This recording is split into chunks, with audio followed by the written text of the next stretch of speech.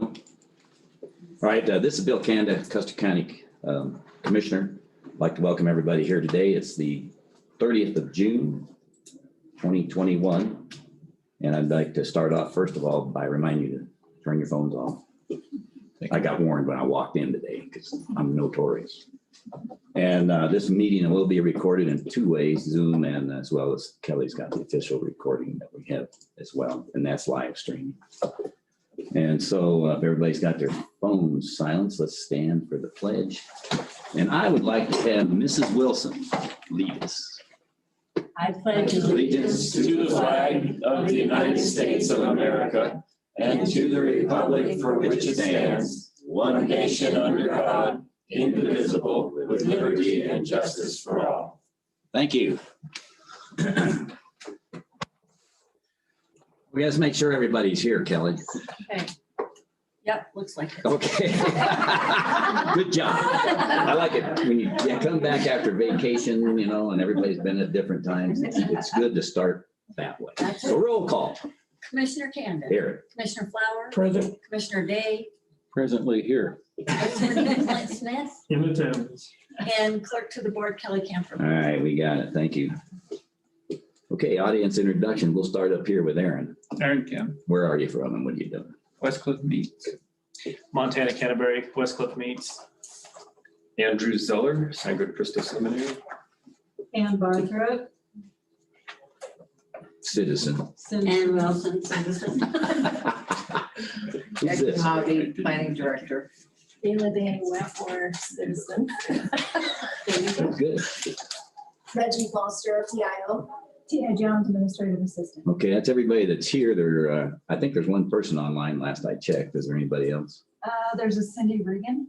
Yeah, I don't know who that is, but that's good. That's one of the bids where they're Okay. the lots that are. We're going to be talking about it. That makes sense. Okay, and when we get to that point, then we'll have introductions by people at that point in time that are online. So with that underway, are there any amendments to the agenda for now, Tom? Well, I had asked Kelly to put on an item that didn't get on there. I can bring it up during commissioner items Yeah, we can talk about it and get it in. concerning appointing members to the Southern Colorado RETAC. So up to you. I don't know why that would be something we couldn't do. Clint, should we entertain that as something we could do now? It's appointing members to RETAC. Is there a reason not to? Probably should be an agenda item. I would move we amend the agenda.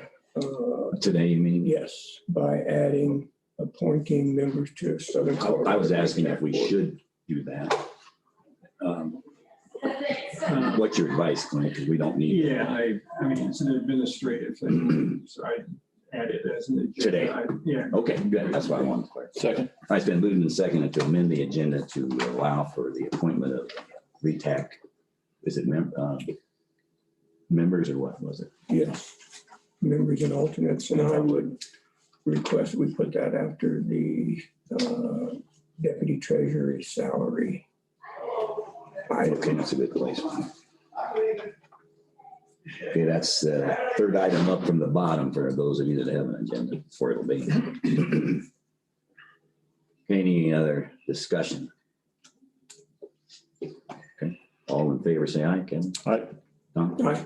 Kanda, aye. Thank you. Other than that, that's all. Kevin? Been here. I don't have any. Okay, minutes.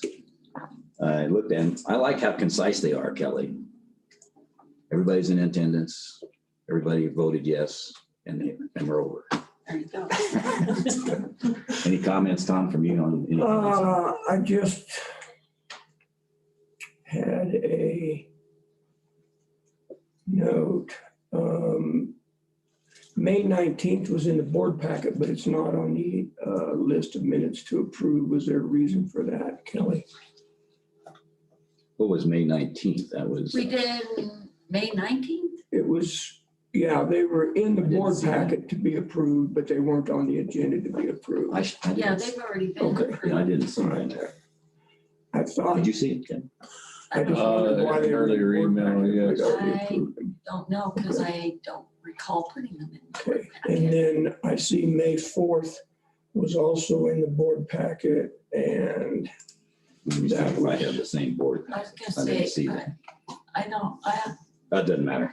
Yeah. Doesn't matter. We don't need- it shouldn't have been in the board. yeah, May 19th shouldn't have, and then May 4th was a Board of Health minutes. I never got back to you to touch base. I on didn't see that. So, Yeah. That might have been in your first, I don't know why it would be there, but it doesn't matter. Let's straighten it out later. Tina, do you know? The final agenda had June 1st, June 2nd, and May 28th minutes. That's it. correct. Right. Yeah. Okay, so no issue.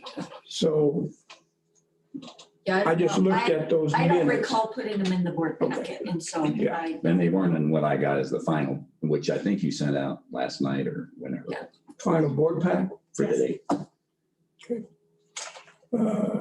I would move that we approve the minutes of May 28th, June 1st, and June 2nd. Second? Second. Okay, it's been moved and seconded to approve the minutes, May 28, June 1, and June 2. Any other discussion? All in favor, say aye. Tom? All right, Kevin? Aye. Kanda? Aye. All right, there's probably some things we ought to need to know here, given it's been a while since we've talked. Kevin, go ahead, you got any items? A few things. I did attend CCI. Went to that in person. Well, I know, you know, he took a bribe at CCI. He brought us all one so that we all were guilty. We all got a piece of candy. Yeah, and the same guy doesn't get it. He doesn't even get consideration for being a financial guy for our project. So, It was less than $10, so you're good. but very good. They had some good sessions, made some good contacts. Very nice to be able to go face to face Yeah, well, and to meet some of the people I've seen on this little computer screen. And so that was good. One of the things in our mountain conference meeting, we were going over some fire mitigation stuff, and there's quite a few people, counties around that they're actually doing brush chipper days where but you know, some of them are leasing a chipper, some of them own their chippers outright. I know that with some of this mitigation stuff we're doing, I thought I might throw that out there for one of the other, just food for thought that we might think about in the future, moving ahead, either picking one up or possibly doing a lease on one. I know Road and Bridge they've leased them in the past when we're doing a lot of trimming. Really cuts down on the slash you're hauling. Cost wise, I haven't looked into anything like that yet, but I just thought I'd throw that out. be worth considering sometime, probably. So I know they're pretty handy to have, and we could do something, you know, where we'd have a collection point where people could bring it in and then chip it all up and do that. TV towers, Chris and Daniel have reached back out. They've had kind of a busy summer. They wanted to make sure that we didn't think they forgot about us. I did speak to them some. I've got them a list of the paying leasers that we have up here in the building now.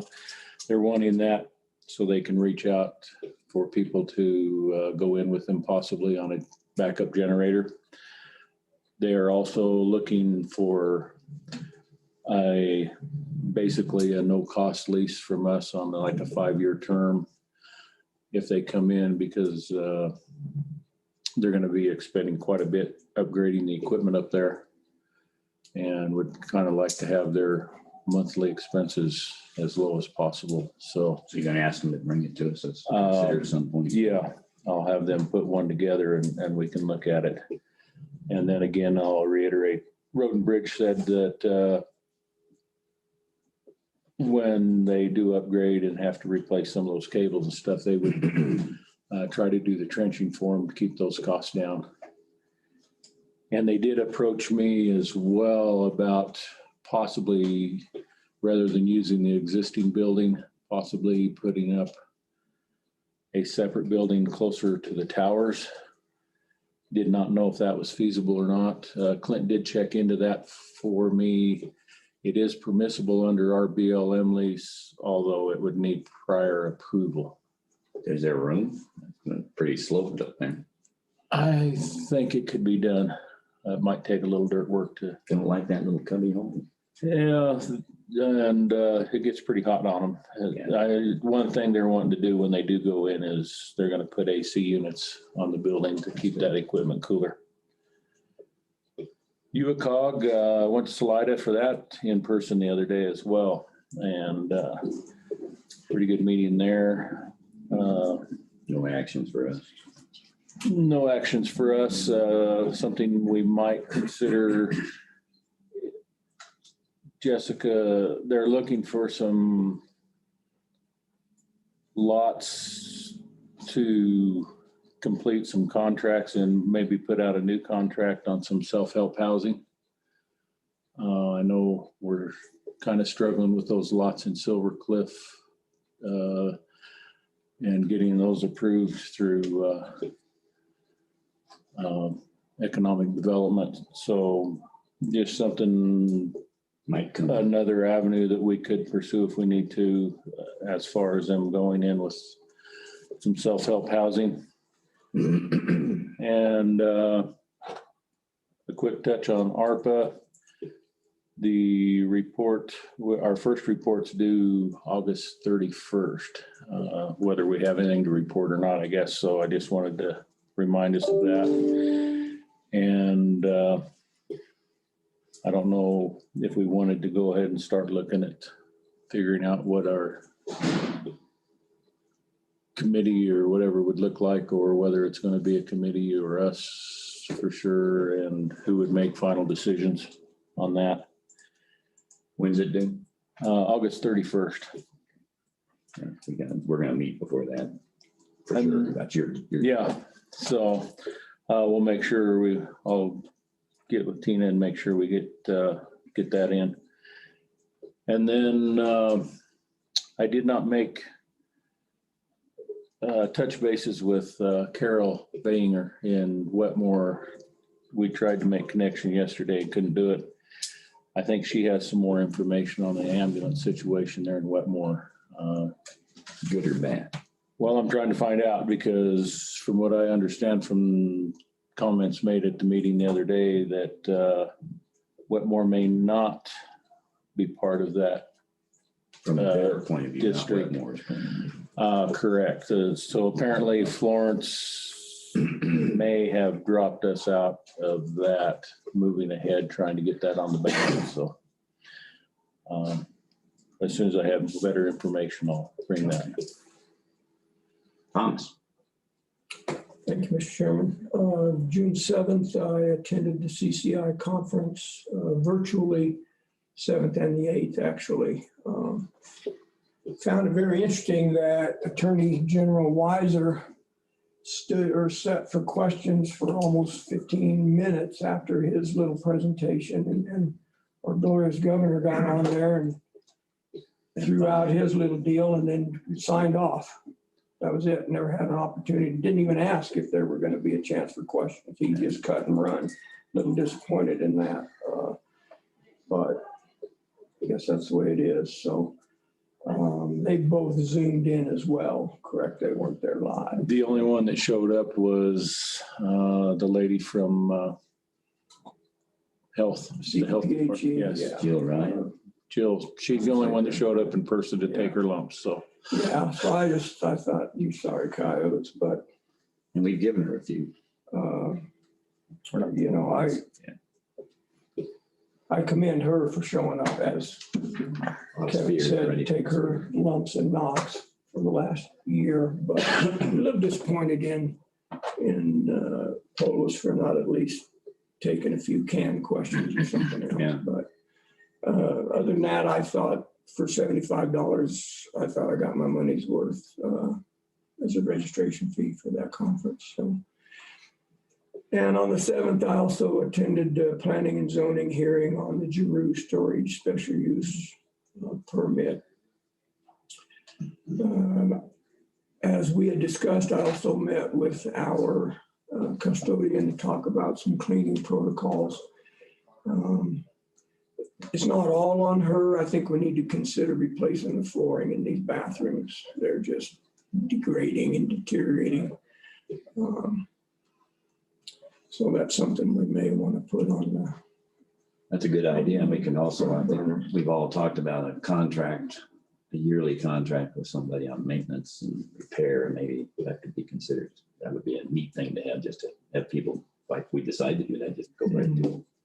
We can do it both. Yeah. June 8th, I attended the weed board meeting here in the commissioner room. They did have a weed tour on the 12th. I was out of town, but I spoke to people involved, including our Miss Tina back there, and got good reviews on that weed tour. 22 people, which is up from 2 years ago. So I felt good about that. We've got some activity in the weed area. Anytime we have a wet year, people are going to start getting concerned about weeds. With those pretty purple flowers. Yeah. So I've received numerous phone calls and emails about dealing with some weeds. So I think we're going to have to discuss that a little more. We have a cost sharing program. Let me back up. As you well know, our job is not to spray weeds on private property. But to offset that, we have a cost sharing program that we will help cover some of that expense on private property. But those funds are very limited. And this year, the Conservation District committed money to the weed board to help with that cost share stuff. So we've got definitely got some leafy spurge problems. Those are within the realm of Colorado Department of Ag A-list weed species to deal with. One of them that is not, we talked about it at our last meeting, is field bindweed. And that is continuing to encroach upon the rights of way of our county. It'll migrate into these hay fields and then we'll have trouble. So I think we're going to have to look at maybe committing some dollars to spray for bindweed. Right now, really, we're spraying for thistle and leafy spurge in the rights of way, but not bindweed. So I think we're going to have to treat it as bad on Hermit, as bad on Pines Road. And I just. Are you going to ask the weed board to put it on an agenda item, or are you? Yeah, I can talk to the weed board about that and see. Because we got to get a cost on this. Yeah, we'll have to get an estimate from Charles Bryant about what it would take. We wait much longer, all those will be going to seed, then we'll be too late to dance. But so given the fact that the weed board did get some money from Conservation District will help, but we may have to kick in. Dig a little deeper. Yeah. When are they scheduled to be in Custer? He's been up here spraying some and doing his mapping. Guinevere's not in here. She was earlier. He was up here last Friday, I think. I talked to him when they were out in front of the courthouse. So he was getting ready to go do some spraying then. So we have a private individual property owner off a school field that's very concerned about her infestation of leafy spurge. It has crossed the road onto another ranch and probably headed towards their hay meadows. Right now it's on dry land pasture, but it gets along those irrigation ditches and just runs wild. So I think those are our two big concerns in the area of that weed deal right now. So, and then on the 21st, I attended a portion of the short-term rental hearing with the first applicant with planning and zoning. I didn't stay for the whole thing. I had some other commitments, so I don't know what the planning and zoning final decision was, but I assume they voted to recommend that to the commissioners, Jackie. And that'll be next week. Okay. You're already putting it on, you're getting it on the agenda. Yeah, I forgot about it today, so we'll just do it Okay. next week. We couldn't put it on today anyways, too many things. And then on the 24th, I had a lunch meeting with Eric Googleman, the Southern Colorado Economic Development District Coordinator. They're going to make a run at us for some of that American Rescue Plan money to help with broadband. And my discussion with him went pretty well. I told him I think I would support that. They're looking at a request from 4 or 5 counties for 1.5% of that American Rescue Plan amount. So at some point, we're gonna have to consider that. Yeah. Does that mean we don't have enough money in the program we've got now? What do they Well, intend this to would do with- be a new effort to form a 4 or 5 county consortium to try to get broadband through Oh, I this see. whole part of the state. And they want to hire 1 or 2 staff members. It has nothing to do with No, no. augmenting anything we got underway No, with totally fiber or the tower program. Totally separate Okay. deal, yeah. Eventually, they would interconnect in Sure. some fashion, but this proposal he had has nothing to do with any of the existing, so. He's gonna continue to work with other counties. He also told me he was gonna reach out to you gentlemen as well and have a one-on-one with you. Dale or who? Eric, Or Eric? yeah. So, Googleman from SCED. Hmm. And then on the 24th, that afternoon, also attended about a 2-hour recycling, high country recycling meeting. Making sure we have our T's crossed and the I's dotted on this upcoming grant, which is a reimbursable grant. So we're gonna have to be prepared for that. Foot the bill. Their first, most likely, their first expense will be around 130,000, so we're gonna have to cover that. And I think their second expense will be about 85,000, so we just need to be prepared. I hadn't thought about that until the other day, and I called her and I said, I didn't have my computer at home. I said, this is a reimbursable grant, right? She said, yeah. Well, I hope we do a better job of getting So- it reimbursed than we have on some of these grants. They've been lagging. So, Yeah, the CDPHE said we could count on a 30-day turnaround, so. yeah, they're pretty good when they decide to do it. Yeah, I mean, the grant money's there, it's been We just gotta earmarked get it. for us, so it's just going through the paperwork, but yeah, the Baylor they're looking at, I'm gonna go look at one in Grand Junction probably next week, it's Yeah, 130,000. they mentioned that in that briefing, but I didn't get any specifics. And then the building's 87,000, something like that. Okay, We cannot expend any of those dollars until we have a signed contract with CDPHE, Right. which we do not have right now, but supposed to be forthcoming, and Joni's working hard to get that paperwork from them. you working with her, Tina? Okay. And then on the 28th, we had a Justice Center meeting here in the Commissioner Room, set in on that. So that was my calendar. Let me see here, get out of that because I had some other things I wanted to bring up on the agenda today or as part of my report. So as Ms. Tina has found out, and she'll give us a little report about that, but we're gonna have to deal with the location of our July 14th meeting, and I'll defer till Tina's report. And then I'd asked Jackie this morning, I didn't get a chance to talk to Kelly, do we need to rescind the action of those lot line vacations that we did? Because That were, number one, they were unnecessary. We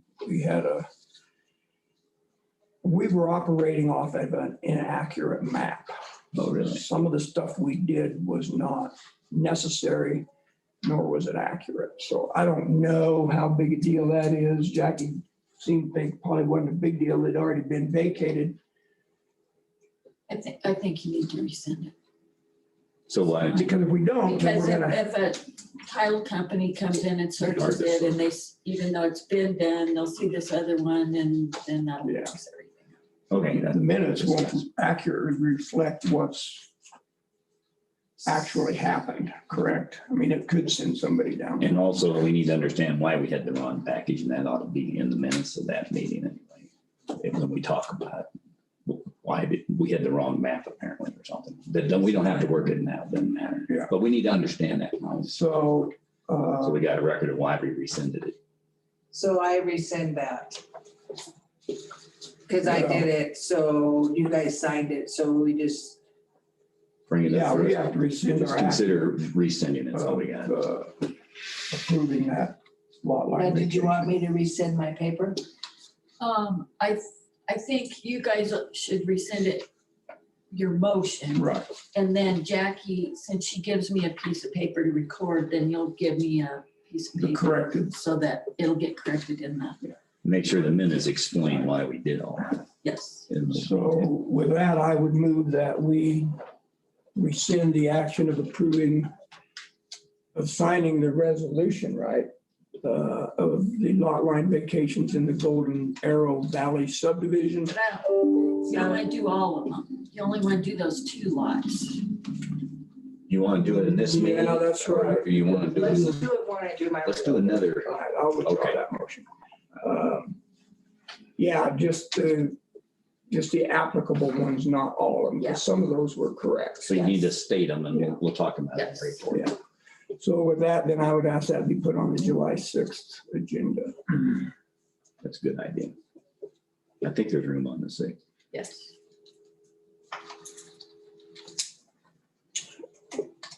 And I believe that's all I have, sir. Okay, good. Yeah, even though the vacation was long and tiring, so was listening to a lot of meetings on the telephone. I just wanted to bring up one thing, as you recall the erosion control that we had to do for the airport construction when we widened the berm. And that was a subcontract through CDPHE to Kodiak, a company called Kodiak, and Shannon Steiner was their agent. And they've been doing a good job. As a matter of fact, we did the work ourselves, the airport board did, I should say, and used things, and they monitored it and approved it, and everything is fine. So she told me yesterday, called me to say that they're canceling the permit, or they're rescinding it, or vacating the permit now, and we're good to go. Problem with that, and they needed to do it the first of the year, or the first of fiscal year. The state turns on the end of this month, today. And so that was done, and I agreed to that because of everything she said was fine. But there was a cost to that eventually. We don't know what it is. It's not a lot. And they did a good job of protecting us through COVID, and as well as not doing it during the winter months where they come and, monitor it, log the book, and et cetera. So I talked to airport board chairman, Lynn Legree, and for what little there is, there's probably enough money in the budget already. If we'd have known that was going to go into the next fiscal year in our last budget meeting when we set up the airport, we could have planned for that, but we didn't. But there was already money in it from previously. So just a heads up that will be coming probably as soon as I get the data. They haven't sent out the cost yet. Just a heads up. Also, I did meet with the mayor of Westcliff because there was a lot of rumors flying on the 3-mile ring that everybody got. And I said, what in the heck are you doing? Because everybody was asking me, what in the heck is Westcliff? Turns out, and I don't know why they didn't publicize this more clearly, but by state statute, anytime a town wants to extend its city limits, and their plan is to, the only place they can grow, he says, is on south, up here on the broad. And that's what they're looking at doing. But in order to do that, they have to push the 3-mile ring out, because anytime a town does that, that's what could happen within that area. They're not going to, according to the mayor, they're not going to try to annex anything in the agricultural areas other than up on the pasture land up here. If landowners want to do that, they can do that. And I asked the process, there's no voting by the county or all that. It's whether they petition the landowner and they can either agree or not to, and things can happen that way. I don't know all the details. I just wanted to clarify that because there's a lot of rumors going out.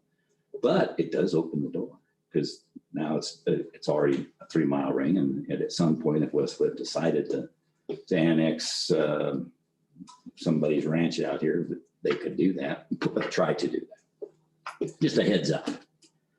The other thing is the fiber program and the tower program. That's been re-engaged now that the broadband money is available. And I did talk with Mark Carmel and then I got Dale. I haven't closed with Dale yet, but I want both programs to be presented to us, the three of us and the two mayors, on where we stand now. Because there's grant money, it's available. They are in the process of applying, and it has to be completed by December sometime. That's what they said. So we'll get engaged on that and see what happens. And the other thing is, I want to thank Reggie because, as you know, she is our PIO, and we are also working with other county agencies to help them as well. And she did a great job. If you saw the Friday Night Lights set up, the PR on that in the papers. Reggie helped coordinate that with Mike McFall's superintendent. I thought it was a very well written piece, and the help was great that you did that. Thank you for that. And I know you're doing a few other things at school and with the fire department as needed as well. And speaking of Friday Night Lights, the lights are up. And I also participated in a hiring board for the new football coach. We had 4 great candidates, and I think the school board's meeting to announce that as well. So stay tuned. And that's all the additional things I had that might impact us. And with that, I can hardly wait. The drum's rolling. Clint, you're up. Well, at first, I did attend the weed board meeting as a member of the weed board back on June 8th. As you're aware now, we got it was labeled as a FOIA request, Freedom of Information Act from the New York Times that went to Dr. Brown. Pretty cool, huh? I'm treating it as a Colorado Open Records Act request, because that's how it should be handled, but requesting an incredible amount of information. And I quoted a fee before we get started based on what it looked like, how much time it was going to take for Vernon to respond, Dr. Brown to review it for HIPAA information, and for me to review it for attorney-client privileged information. I told the reporters from the New York Times I wanted a $1,000 deposit. They come back saying they're authorized to pay $75. That sounds, our subscription rate's really gone down. Well, and I just now, because I got another email this morning in response to that one, saying that they can, they are willing to reduce their request. I just responded again. Just now I sent off another one saying, well, if it's limited, that obviously will make a difference, but I can't put a dollar number on it. And I did ask because, Dr. Brown told me it was his understanding that this request is not just for Custer County, it's for other counties in Colorado and other counties in the entire country. So I don't know exactly what all they're looking for.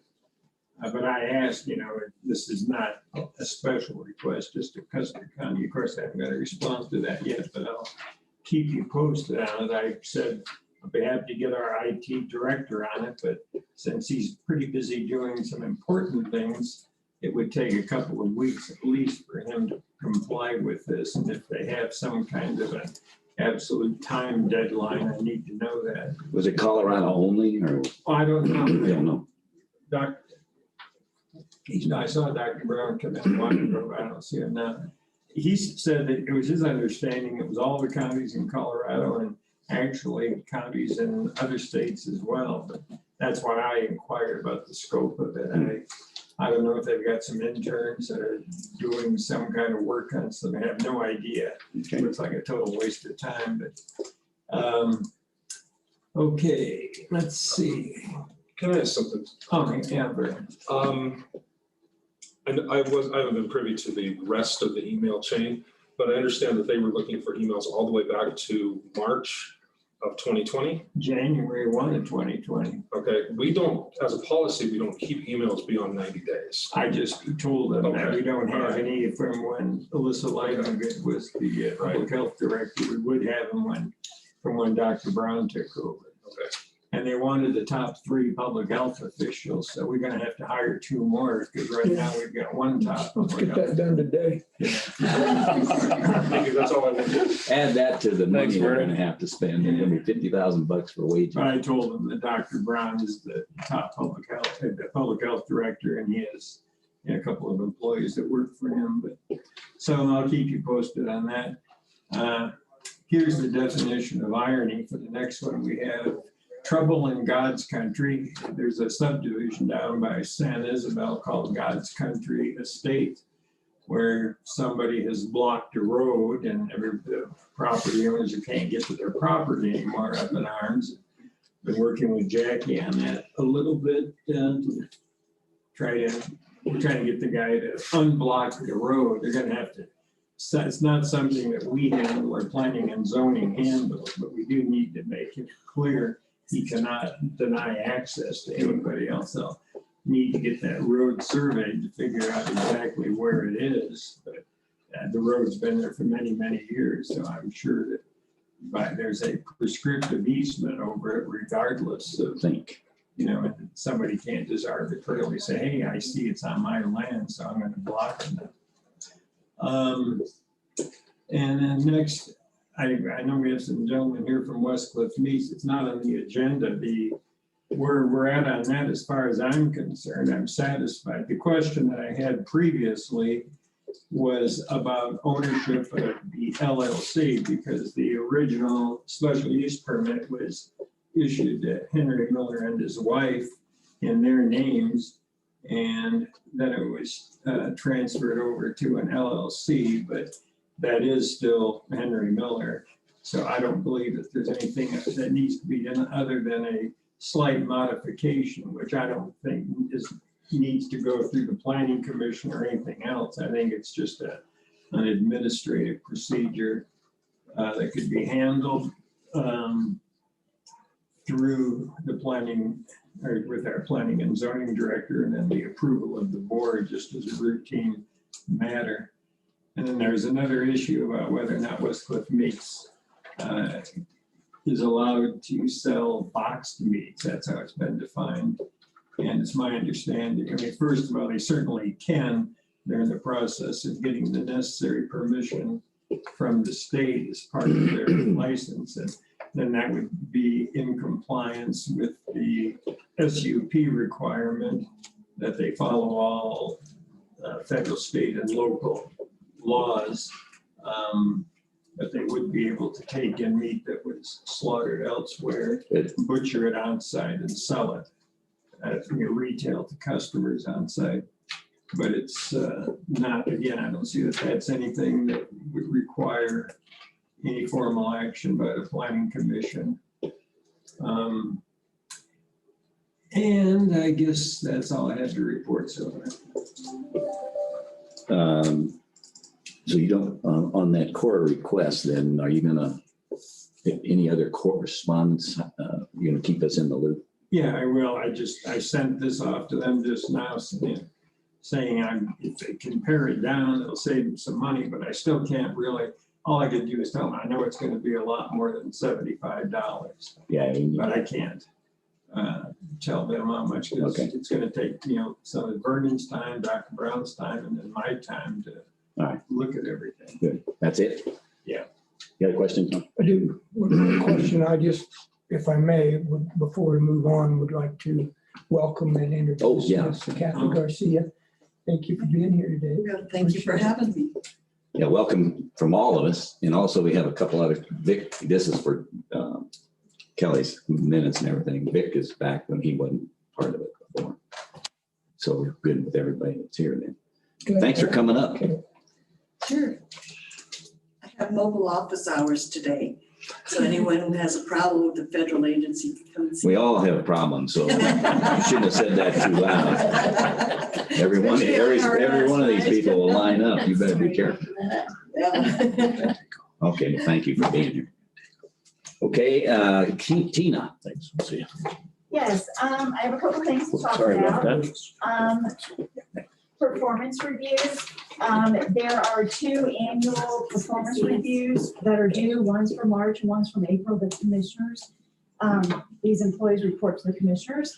And there's also one 6-month review that is due as well. Have you sent those to us, the names and the Yes, forms? I have. Okay, And so I would like to have your permission, the county commissioners, to work with Braden to get the review paperwork out to the employees and then Sure. schedule the actual review. yeah, sooner the better. Okay.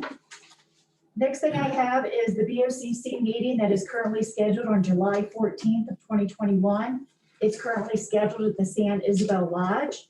The restaurant at the lodge where we normally have the meeting is being renovated and will not be open until August 2021. Would you like me to reschedule the July 14th meeting to the commissioner's boardroom? Yes. Do I you want had to any go other here, thoughts, or would guys? we want to go take it back to Wetmore? Could go back to You want to Wetmore. go to Wetmore? Okay. That's a good idea. We like to host. Yes. They make good host Yes, they do. stuff. Should I go ahead and have the poll check voided? Yeah, I guess we better talk to Braden about it. I will. And then I also wanted to bring up that the DHSEM sub-recipient monitoring team, we've been selected for a site visit with their team for fiscal year 2022. Say the initials again, louder. DHSEM. HSEM. I forwarded the email on to all commissioners on June 11th in the morning at like 9:48 a.m. Okay, so what are they looking for? Well, they said it's an advance notification, and during the visit, when they come out, they will be following up on the outstanding corrective action letter that was sent to us from their previous visit. So who did that affect? That I don't know.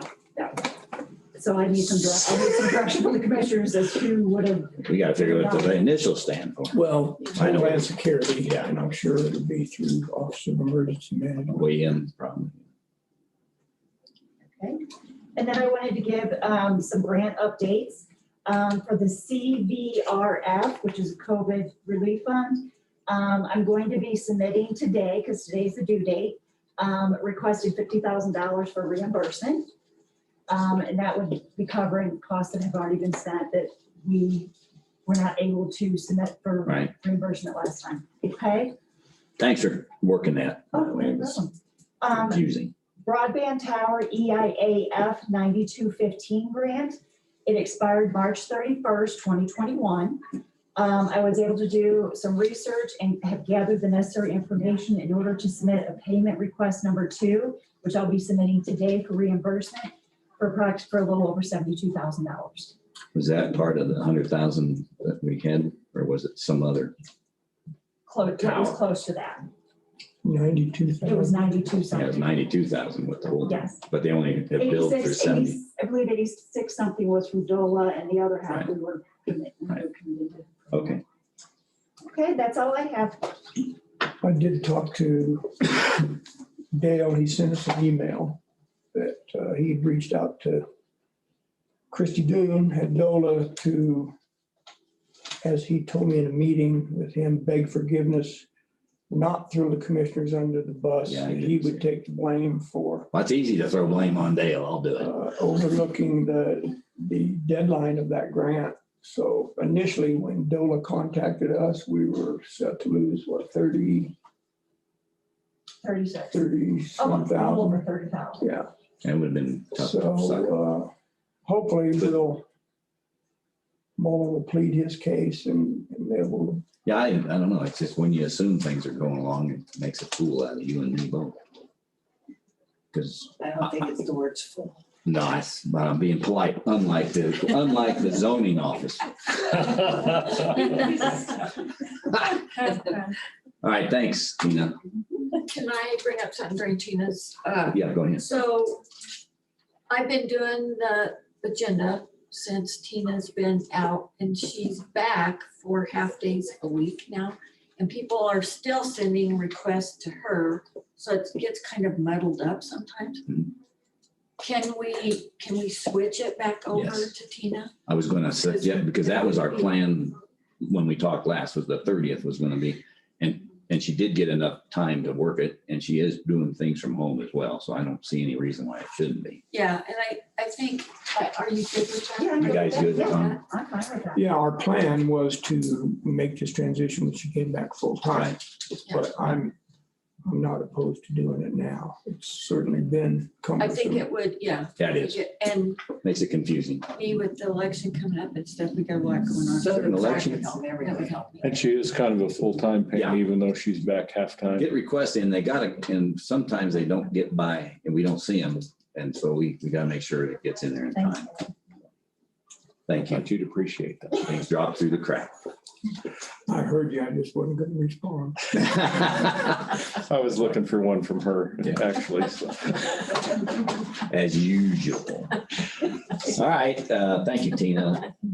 Yeah. So before we move on, sir, if I may, do we, Clint, I guess this may be a question for you. Do we need official action to void that $7,500 check? For the poll. We voted to expend that 15,000, so I don't know if we can just administratively do that or not. What was that for? I think it was a Second half, good idea the second to take half. formal action on Yeah, I thought that was, we have to do it. We have to void it because it was written, it has to be handled.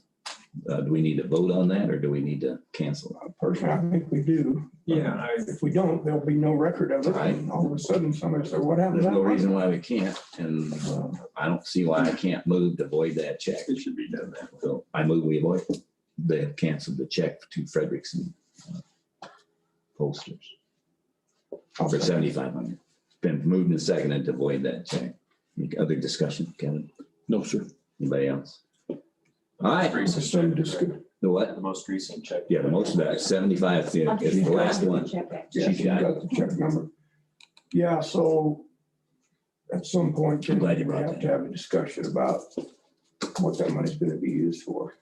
People have got big plans for it. That's We haven't part of the- decided that. Part of the Justice Center project, that's true. Good. All right, anybody else? It's been moved and seconded to avoid the check. All in favor, say aye. Kevin? Aye. Tom? Aye. And aye. Okay, Thanks for remembering that, Tom. yeah, I'm glad you remembered it too. And the check was to Frederick Pohl, Yes, sir, it was. for Frederick's and Sons. Frederick's Frederick poll. Polls is what it is. Frederick poll. And I will give the check back to Brendan. He's at two, Braden. You're getting some overtime today. Okay, now we got a quick opportunity. If there's anything that anybody in the audience or the public here has to add or ask about that we might consider later, or if there's an issue that needs to be thought about, you've got a few minutes here to do it. Kathy, you got anything for us? No, not really. Oh, good. Not really. Just, there's a couple of pieces of legislation that Congresswoman has introduced. One of them is the Water Security Act, Mhm, which protects water rights mhm. and avoids having the federal government take that over. Because as you know, the Biden administration reversed Trump's, whatever it was, Mhm. he reversed anyway, WOTUS is back. Waters of the US is back. Good. So now we We gotta need get to it back. There's no protect need to fix ourselves that. from those issues. The other piece of legislation that Congresswoman is introducing is forestry to protect our forests from wildfires. As you know, we've had too many. And so that's the latest one. I sent all of you a copy of that. And so we didn't want your input for that bill before it's actually introduced. And basically, that's short snapshot. And I do have, like I said, mobile hours today from 11 to 12. And I'm here to answer any questions. Where are you gonna be? I'm going to be at Silver Cliff City Hall. And if you would, for the public, we're live streaming the meeting today too. You're now functioning differently than you were a year ago. Why don't you Yes. update us? Previously, I was regional director for U.S. Senator Cory Gardner. I am now regional director for Congresswoman Lauren Boebert out of the Pueblo office. I now cover 9 counties versus 16. So it's a the region is smaller, You have more office so I hours. have more office hours and I'm out and about. Good. I'm sure glad to have you today. One thing I do want to ask is, what is the status of Century Century Link Link. and the landlines? They had a good meeting. We haven't gotten debriefed on that. And that's part of the broadband program that we're going to meet with, that I mentioned earlier. And from what I understand on the email and my discussion, I didn't talk to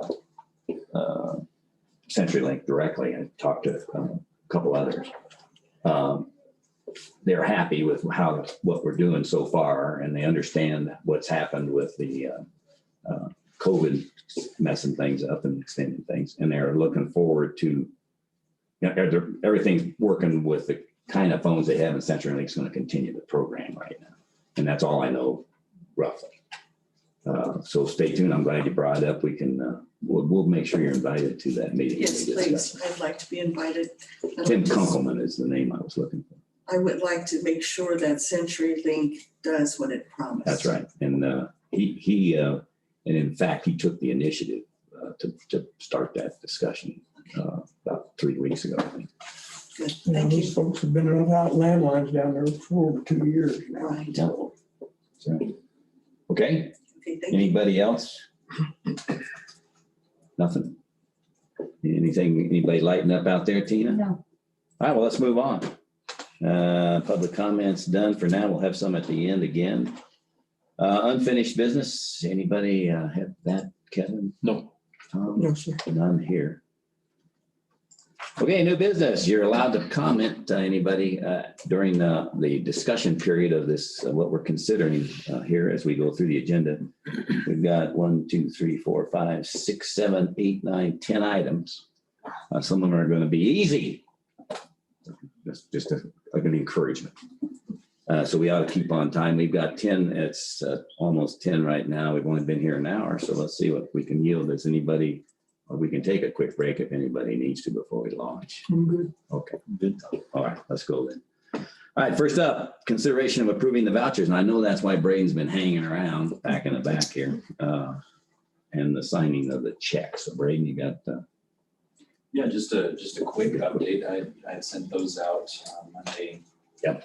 Late afternoon, I believe. And just a little different this month. Instead of just the AP report, I sent you 3 different reports. One of which is the AP report as it has been presented, at least since the new system. So that should look normal. The only update that I have there is that Tina and I did touch base yesterday about a check that was going to the Grand Hyatt that was actually should have been something Kevin was getting reimbursed for. We were able to get that fixed after the report, but before we actually have the approval. So that will be the one change within that report.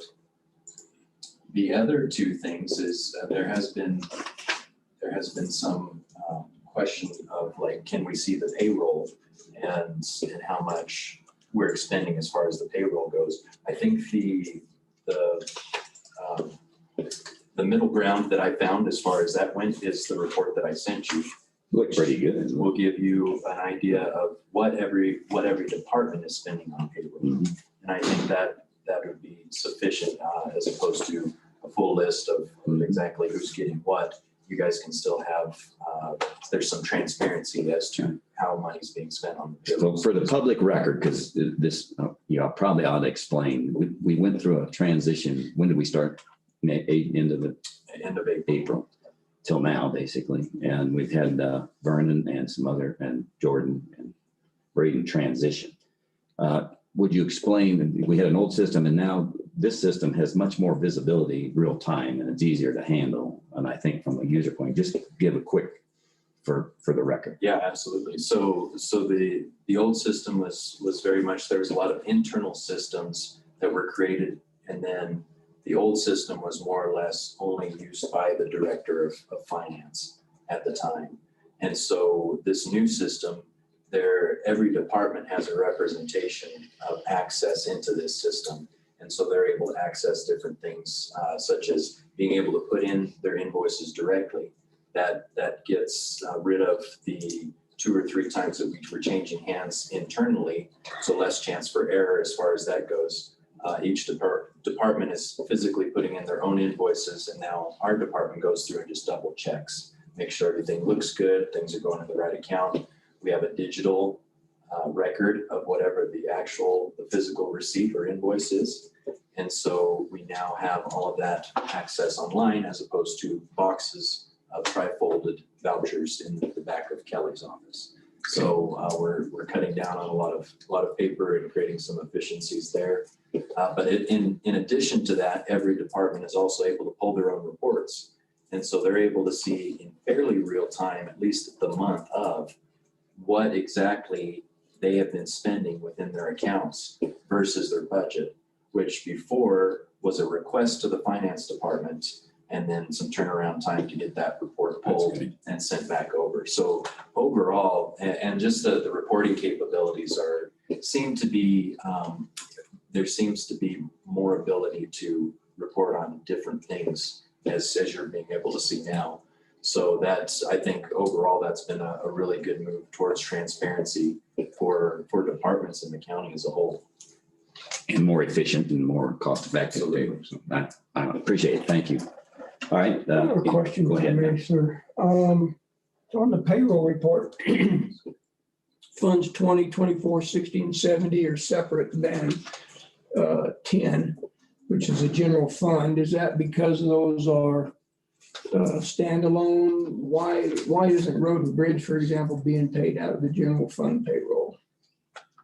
That, as far as I know, that's how we pay salaries, just out of that fund. Yeah. So if it's Road and Bridge or. It must be transferred from the general fund to do that. Specifically from their fund. Right.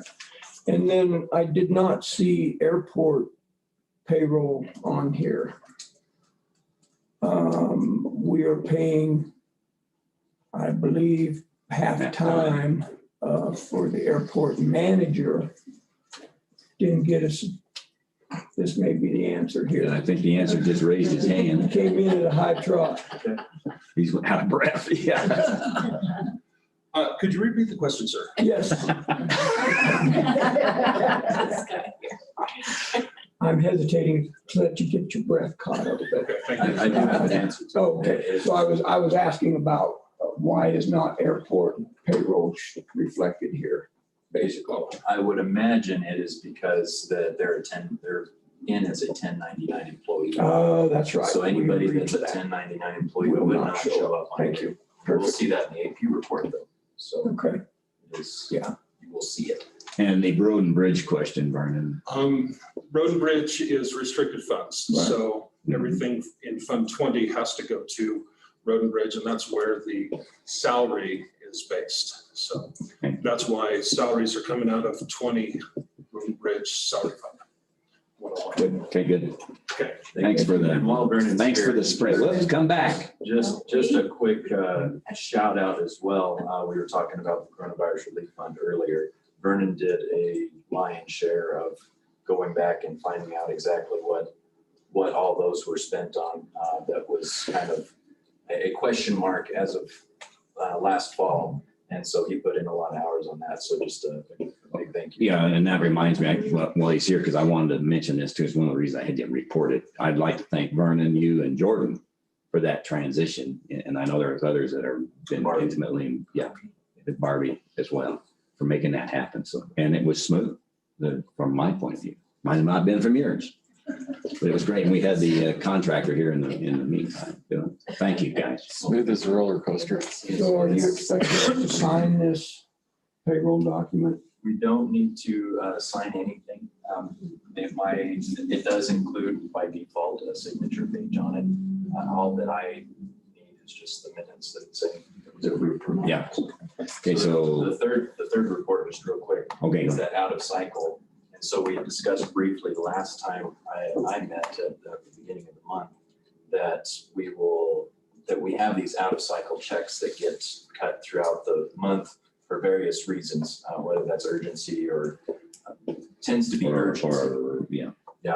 Or something we missed in the previous AP cycle. And so from now on, what I will do is we'll just print out a report of everything over the last month for ratification, essentially, that this is okay that we sent these out and So that would be part of our approval of the financial the report. finances at the end of the month.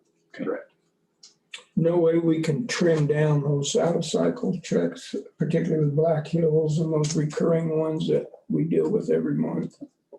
We will, I'll make sure that we check in with them. I just don't know if We've we had a can- lot of pushback from organizations like that saying we're not going Yeah. to change our. We're not changing our billing con, cycle our for you. Yeah. 3,000 member company. And in some cases, we've had luck in that where they've said, we're going to leave the dates the same, but we're not, we don't actually charge a fee until 60 days out. Okay, So we'll get some clarification. thanks. For Kevin,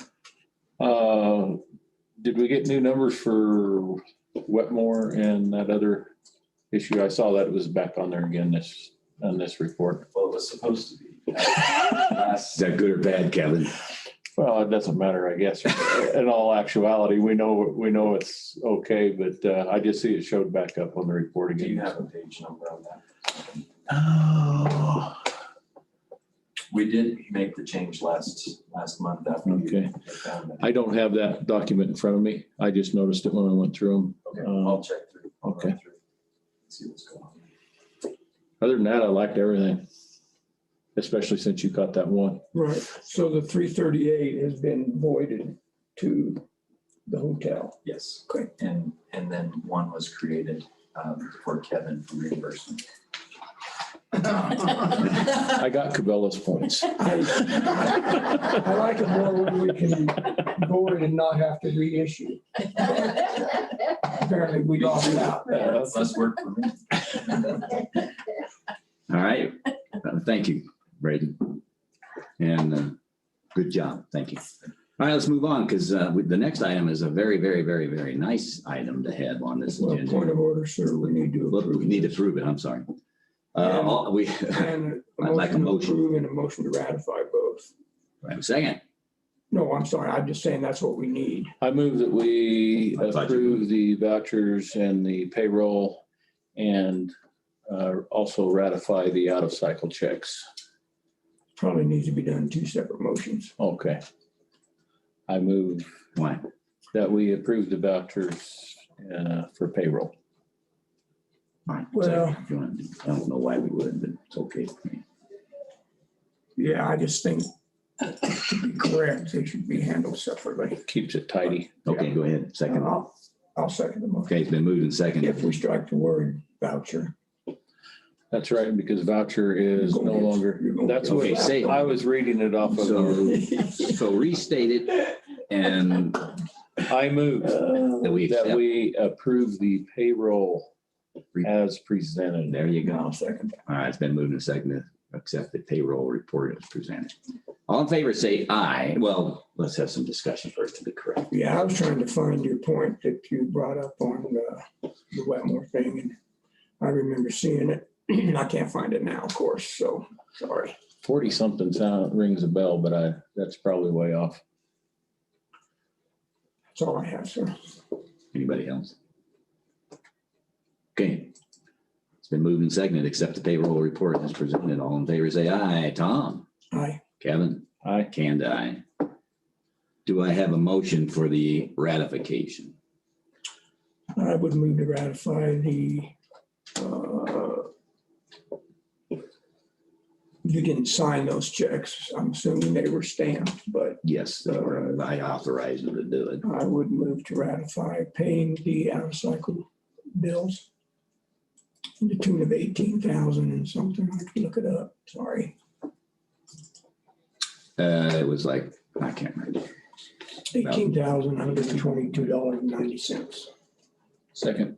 It's been moved and seconded to accept to ratify the out-of-cycle checks. All in favor, say aye. Kevin? Aye. Tom? Aye. Cand, aye. Who's the guilty party? Nobody's going to admit it. Somebody's phone that they hid somewhere. Oh, it's Vic. Let me say that a little louder. It's Vic Barnes. Yeah, sorry. Thank you, Vic. All right, now can we move on to a nice item? This is consideration of a donation of a wheelchair accessible van to the Public Health Agency. And so I would like to have a not formal discussion. We'll move on it right now. I'd like to have Mrs. Wilson. Why don't you tell us about it to start with, you and Ann? Because Well, they're the donors. right. My son-in-law, after my daughter died, wanted to donate their van, which is wheelchair acceptable, to public health. And it's very important to him in her honor that was accepted here. Okay, Ann, can you describe it?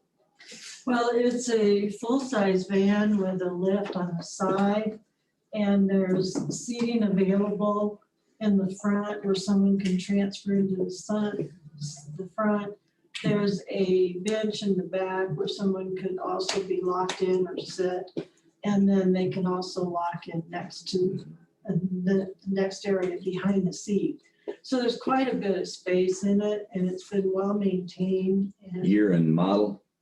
you remember that? I think it's an old, Kelly's got it. Kelly's got Here it. it is. It is a 1997 Ford E150 with a full And the mileage on it, I think, is pretty low, from what I understand. mileage. He didn't write it on there. Okay, but I think it was less than 12,000, somebody She said. was a accident paraplegic for many years, and it was well used and served and well maintained. Well He's a maintained. mechanic and just needed a few little tweakings. And it's our pleasure, and I know she would be really happy for the county to accept it. It's a generous donation and it's needed. Appreciate the thought. Can I have a motion? We can discuss it further. Go ahead. Go ahead. I move to accept a donation of the wheelchair accessible van. I'll accept it. I'll second it. Any discussion? Any other concerns, items, what we need to do? Well, Ann? just the obvious, I mean, thank you. Very Yeah. generous and considerate. Will that state that it's going to public health? Mhm. Because that was. the Yeah, it says to the Public Health Agency. His motion didn't specifically. Yeah, it needs to say that. I would amend my motion to include that verbiage.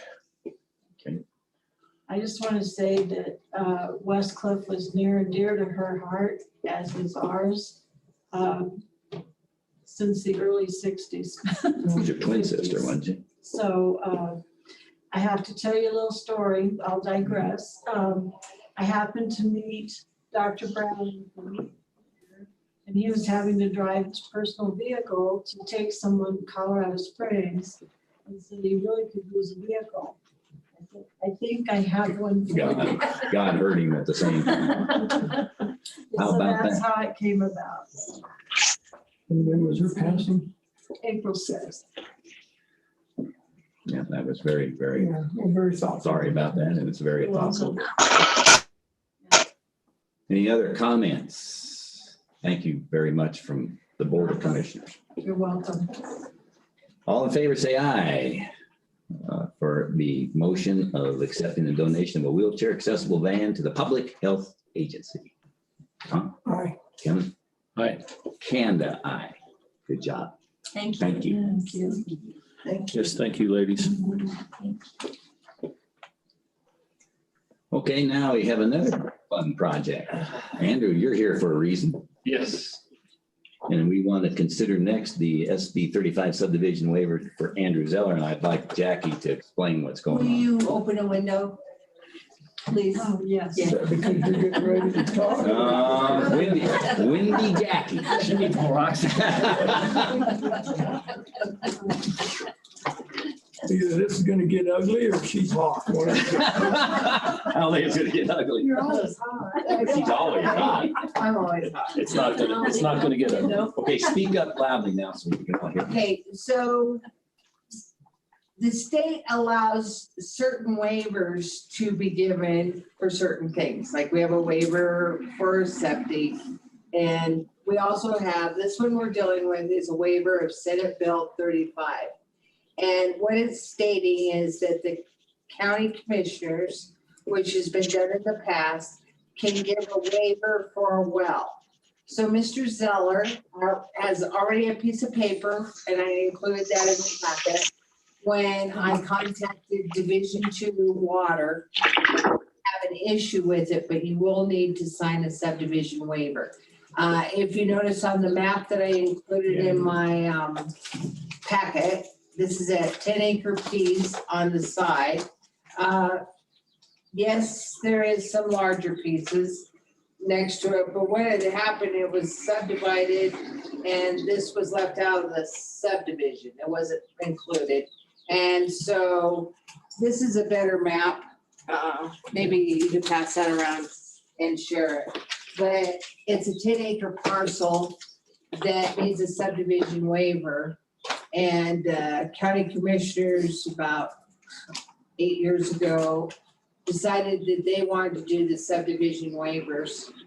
And so that's where we're at. If it was presented in my office, I would go ahead and give it a subdivision waiver, but I'm not allowed to do that yet.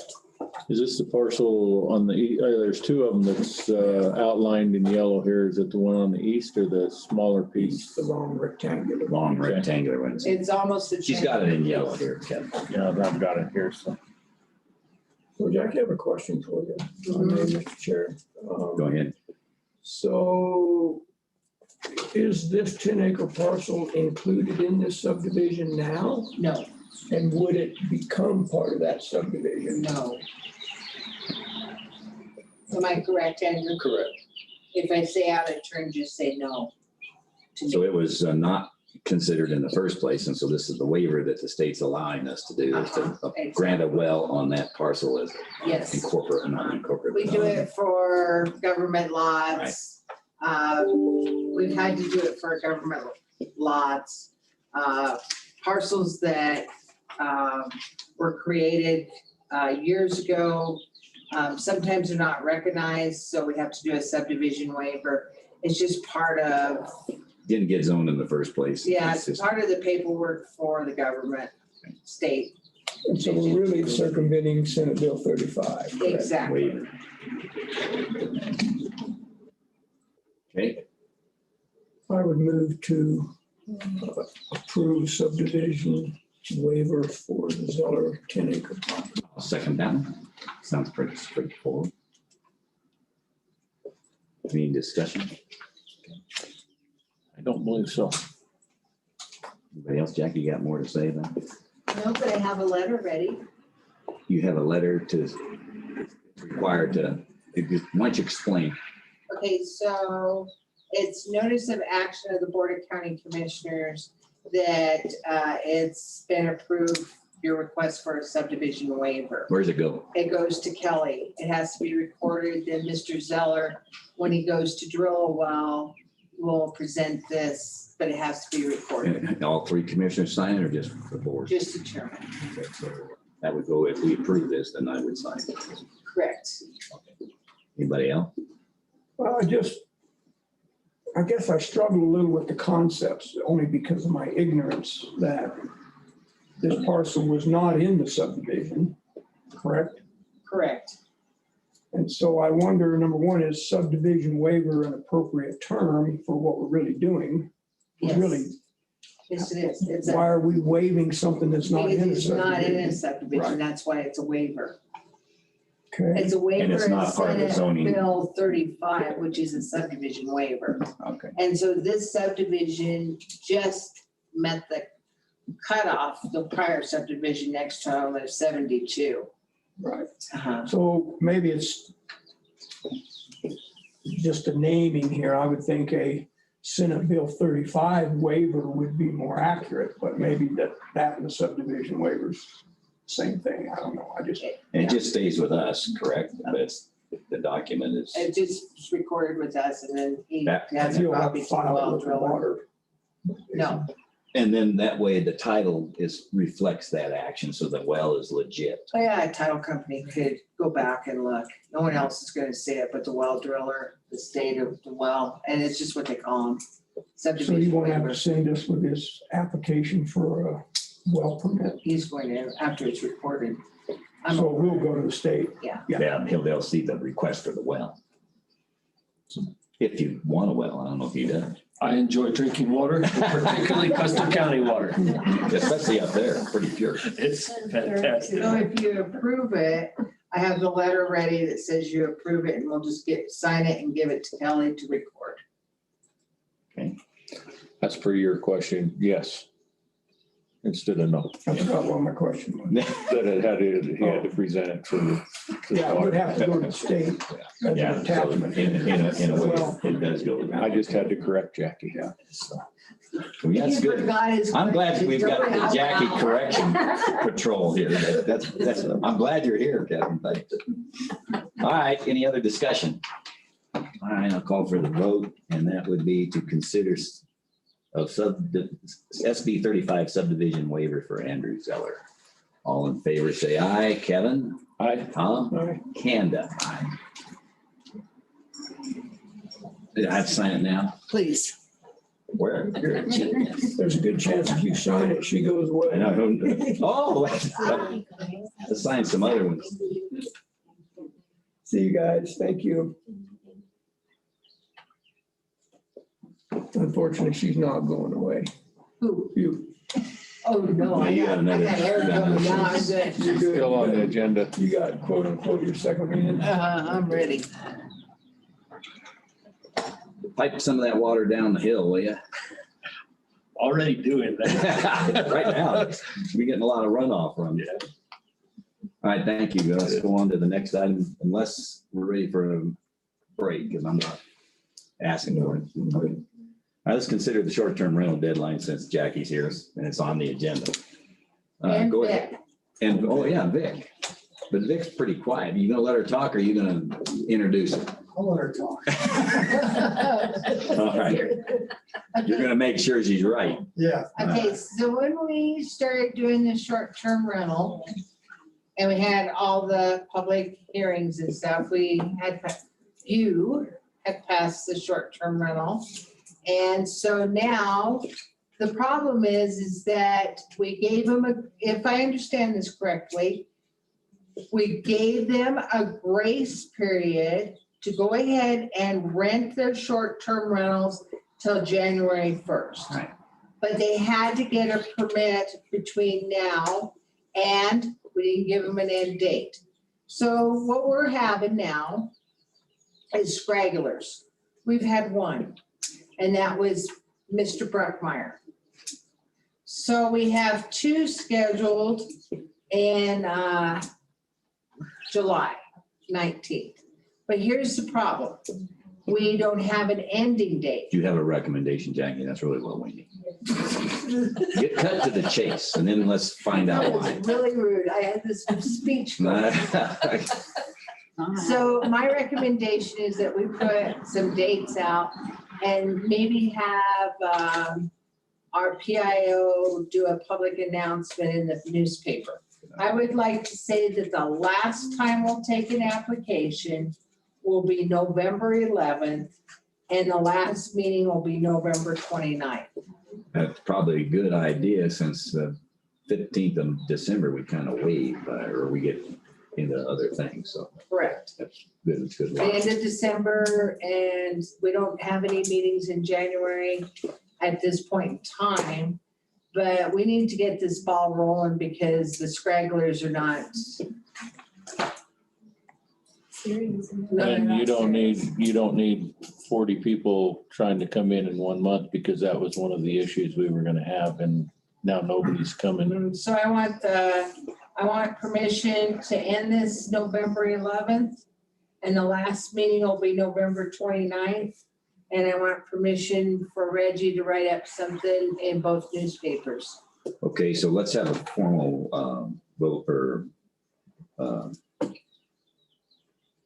recommendation. Let's get. Motion. I'm looking for the word motion, but I want to make sure it includes the words that she stated on the deadline, so we consider that. If we want to amend that, move that one way or the other during discussion, we can. So you want to take a stand on it, Kevin? Do you want me to? I move that we do install a last application deadline for short-term rentals. And that deadline would be November 11th. With the last, 2021. November 11th, 2021. Thank you, sir. With the last hearing date for November 29th, 2021. Second. As recommended by, it's not on the official. Okay, been moved and seconded to accept the short-term rental deadline of November the 11th and a hearing date at the 29th as recommended by the planning and zoning officer, and have a PIO release for the actions that you described. Any discussion to further that? I do. Go ahead. The last hearing date would be a site visit? The last meeting date, November 29th? Correct. No, that'll be a meeting. Okay, of the planning and zoning. All the site visits, everything else has to be done prior to that. The public notices and everything. It doesn't come to the commissioners. That's how come you see November 11th is the last one, because I gotta have 2-week public notice in the papers. That's how come you see the 11th to the 29th. 2-week plan. And then my second question is obviously, what's going to happen if somebody misses that deadline? What are we prepared to do about that? As of January 1, they would no longer have a grace period to operate their STR. Cease and desist. Right, they would have to start over is what the book said. Vic, what's your interpretation of that? Well, yeah, I tell it brings up a good point. I think we've got a couple problems, and one of them is, like Jackie said, is we've probably got 60 to 70 of these. And from what I understand now, there's a lot more people are buying them and preparing to do short-term rentals. And so we could get into this bind at the end. Been a big rush. And I know Reggie's going to put out a press release on this. I guess one of my concerns is that a lot of people, we're going to miss a lot of people because there, as I understand it, there's quite a few people that don't live in Custer County that are buying properties for short-term rentals. Can I ask you a quick question so we don't lose the thought? How do you know that? Is it? Well, for example, I talked like Pat Bailey. I talked with him the other day, and he gets around all over the county. And he's aware that there's a number of people that are. Yeah, but we can't go by word of mouth, Vic. If there's an official way that people are applying and they're announcing they're going to do a short-term rental, or is it we're going to have to do a public announcement every week? You guys put out a notice that your deadline's coming. I understand it's rumors, but I also have had several people call me asking me what's going on. And then, for example, I talked to one person that has a lady that cleans his place, and she's got 7 or 8 people that have contacted her, people that live outside of the county. And I'm concerned about if we're going to reach all these people, and then we get to what Tom's talking about. What are we going to do? We're going to get a whole bunch of people that are going to assist and desist. Go ahead, Tom. Then. So a quick comment, I think for the good of the order, this motion only applies to existing short-term rentals. If a new short-term rental owner came in, they're not under this deadline. This is just for existing, right? Right. And so if how many of those are there for short-term rental applicant misses the deadline, then I would assume they would be treated just like a new short-term rental. They go to the bottom of the queue and they start that process. Right. Yeah. With a cease and desist order along with that for preventing them from continuing to advertise on the hosting site that they're open for business, because they won't be open for business. And we look at the hosting site periodically. So that was Last week, we just got through finding one that's advertising 5 bedrooms with a 2-bedroom septic. Let me make a comment too. because it's pretty, Tom, you made a good point. We're only considering what you just asked. Set a deadline, we've got it. And if we approve it, that's what it is. I think if there's another concern about people missing the boat, either current ones or present ones coming, that might be a process point that we could consider a cleanup on what the policy is or the process to handle those two items. We don't need to work it now. We can get you to come back even on the 6th and 7th of July if we want to do it right away, or do it the mid-month meeting. Plenty of time to make sure you're doing the publicity right, to make sure everybody's involved. That's my comment. I would have a question. In regards to your comment, Vic, of trying to reach people to let them know of this deadline or something. All those that are existing should already know that because they were here for the process, they know that they are supposed to be coming in and getting these short-term rental permits started already. So is it our responsibility to reach out to each individual and say, hey, you have to do this, or is it their responsibility to know? Yeah, I believe it's our responsibility. Okay, that's just a question I had. This action, but I think that's a good point, Kevin, but I think not all the people that have STRs showed up at all the meetings. That's why it's important. And that's why it's important, because they're just kind of hoping it'll go away or something like that. But I have had a couple of people, more than that have called me up and that didn't attend the meetings, but they want to know what they're supposed to do now. And you are telling them, that's part of it. I am. That's a good thing. I'm thinking there's quite a few more out there that have not reached. Why we have a PIO. Right. And so, well, yeah, and I struggle with that a little. I'm sorry to interrupt. Go ahead. no, I was going to say that would be something you ought to come back to us if you really are concerned and give us the reason. I agree with Tom. It is on our shoulders to make them aware because it's a new process, but you only can do so much. We're not going to ask them. We can't grab them and bring them in here. So if we have the PIO do it, the hosting sites will put a thing on it that says that Custer County has regulations. That's another way the VRBO site will actually put that they have to have regulations, is my understanding. I haven't checked in it. So I believe too that if we got a list of all the ones that have prior to this regulation, if they don't come in within a given amount of time, we'll send them a mass email or mass letter. How many is there, Jackie? And mass is only what, 18 or 35? We get about 60 some. So that's not a bad idea. Put the notice out. This is your Put notice. the notice out, and then if they don't come in, but also the realtors all know, so they should be telling them, hey, if you bought this for a short-term rental, you gotta do a permit. Well, maybe that ought to And so include we realtors can on send that. out a Not all realtor realtors letter. know either. But we have enough avenues of reach, but if they don't want to do it, they're not going to do it. So then we have it in our regulations stating that you've had this much time, and we're on our second month, and we have now a total of 4. You've had this much time. It's been on the clock. We were fair and stuff. There's only so much we can do. And I believe that our PIO can help us out if you allow it. Well, And then the mass mailings to the realtors and to whoever's on the list that has it, that's pretty good. Sounds good.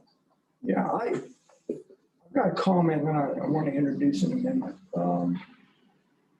I think if the potential for a cease and desist to be issued because somebody didn't meet the deadline, then I think we should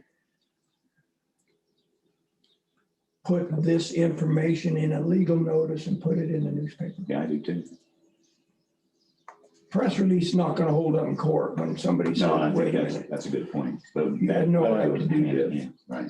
I think we probably do both, but I agree with you and I would amend. The motion. Did I make the motion? I did, yes. I would amend my motion to include that. A legal A legal notice. notice in the newspaper. And while you're at it, sir, friendly suggestion, would you include in your amendment to add the words to apply to existing short-term rentals only? Because this motion will not apply to it. If somebody came in tomorrow and wanted an application, they don't have to fit It's regarding regarding the current STR. It's only existing. So And that wasn't in the original motion. I would do that. Thank you, sir. I'll second that amendment. All right, I seconded it originally. Okay. So I have to change I my would- second. I would comment, I am disappointed because That's why I mean. we're way more than 4 people in the courtroom over here that know that this process is taking place. And I am somewhat disappointed that we have not had a better response to this point. Well, and that may be on us. It may be our fault that we didn't get it because we should have had these deadlines posted at the very beginning. So they probably didn't think there was any rush. Well, even with the deadlines, They may still not. rush. They got a lot of time, they'll waste time. But that's why it's important to put out the mailing or the notice in the paper, the legal notice, as well as the process of sending them out, mailing. All right, it's been moved and seconded. Is there any other discussion before we? Who's going to draft the legal notice? It's Jackie. Jackie and Clint. Yeah, let's just make Clint do it. Make Jackie do it. Jackie, you're in charge of the motion. You gotta start it. Clint was busy Clint- mapping out Clint's his just- next motorcycle trip. He had no Clint's idea. planning to go to Utah right now. So yeah, Jackie, just work with it. Pretty much, yeah. All right, so let's vote on the amendment. Yeah, well, we're still in discussion on that. That's right. Right, so let's decide when that needs to be done. Okay, I'll start it. I'll send it to Clint and then he'll redo it and I get my way anyway. Sweet. So it will be sent to the paper of record. When, Miss Jackie? As soon as she gets the, Probably next week because the deadline's gone. Okay, so we'll get it to the paper of record by the 6th. Tuesday the 6th. So I'll try to get it done and then we'll, right. I can start at like to movement concerns. And then I'll send it over. Well, yeah, start however you want. The attorney will make it right. He always does. Okay, so let's, in order to stay with the program, let's have a vote, call for the vote on the amendment first, I guess. Is that right? Yeah. As amended by Kevin Maker, that to include the legal notice, basically was what it was. And And existing. existing short-term rentals. Okay, any other discussion? All in favor, say aye. Tom? Aye. Kevin? Aye. Candid, aye. So that's the, aye, Candid, thanks. Okay, so let's consider the motion. Right? Yes. So now now that we've amended it, Yeah. motion, the new amendment Right. is the motion is really The amended motion the now. amended motion that consider is to the short-term rental deadline of November the 11th, 29th for hearing, PIO / all the necessary notifications occur and include the legal notice and the short-term rental only applies to the existing short-term rentals. Yeah, exactly right. That's all of it, but you can help write it up for you, Kelly. All in favor, say aye. Tom? Aye. Kevin? Aye. Kanda, aye. So Get with Kelly. Don't waste our time anymore. the PIO, What did you just say? We have a hand up back here, Jack. Work with Kevin, work with him and PIO and what do you got there? Well, I didn't want to confuse the motion, but then just for clarification, the deadline is the 11th And that's for the people that currently have. Right, it was all applying to the current, So if somebody applies between now and the 11th, it's a new, that's a new Would one. be handled as a new one. Okay, then, so how long do those new people have until they have to apply? anytime they want, because they don't have to apply. There's no deadline. Yeah, they have to apply before they can rent. the And they get in a property, queue and they can't rent it start their until business until it's they get approved, so it's up to them. There's no deadline. We can't So set a that's deadline. just like any other program, Right. they have to, They go through the process that you all have set up. all right, They can come just want to in make sure. this year, next year, year after. They buy the ground and they may have to remodel for 3 years. Yeah, this only pertains to the existing ones because we gave them a grace period to operate. Okay, that's enough of that, Jackie. No more. We should got another one with us here, though, darn it. Let's do you on the last one here, Jackie, and then we can take a break if we want to. I'm not forcing anybody unless somebody needs to. Okay, so that was the zoning resolution. Yeah. Actually, we got 2 more with you. So that would be, Well, the zoning resolution is just a formal resolution to approve the amended zoning resolution. All right, I move that we accept the zoning resolution 21-07, which is the zoning resolution as presented and has been rewritten and presented for acceptance. Second. Seconded to accept resolution 2107 zoning regulation. Any comments, discussion? Go ahead, Tom. Page 3 of the zoning resolution. I see section 9.10, short-term rentals, page number. I was interested to see what page number that ended up in. We don't have a page number. It is 70, but there is an error, exclamation mark, bookmark not defined. I'm surprised that wasn't cleaned up before we went to print. Secondly, that was rude. it should have been corrected. You're right. Secondly, a question was asked yesterday. I made a wild stab at it about the cost of a citizen purchasing this zoning resolution. I said it was $17. Is that right? Well, I don't have the fee schedule. It's 25 cents a page. Be more than 17. I can look. Yeah. So, and then my third comment was, I don't think we included language in short-term rental for cease and desist because it's already in here, right?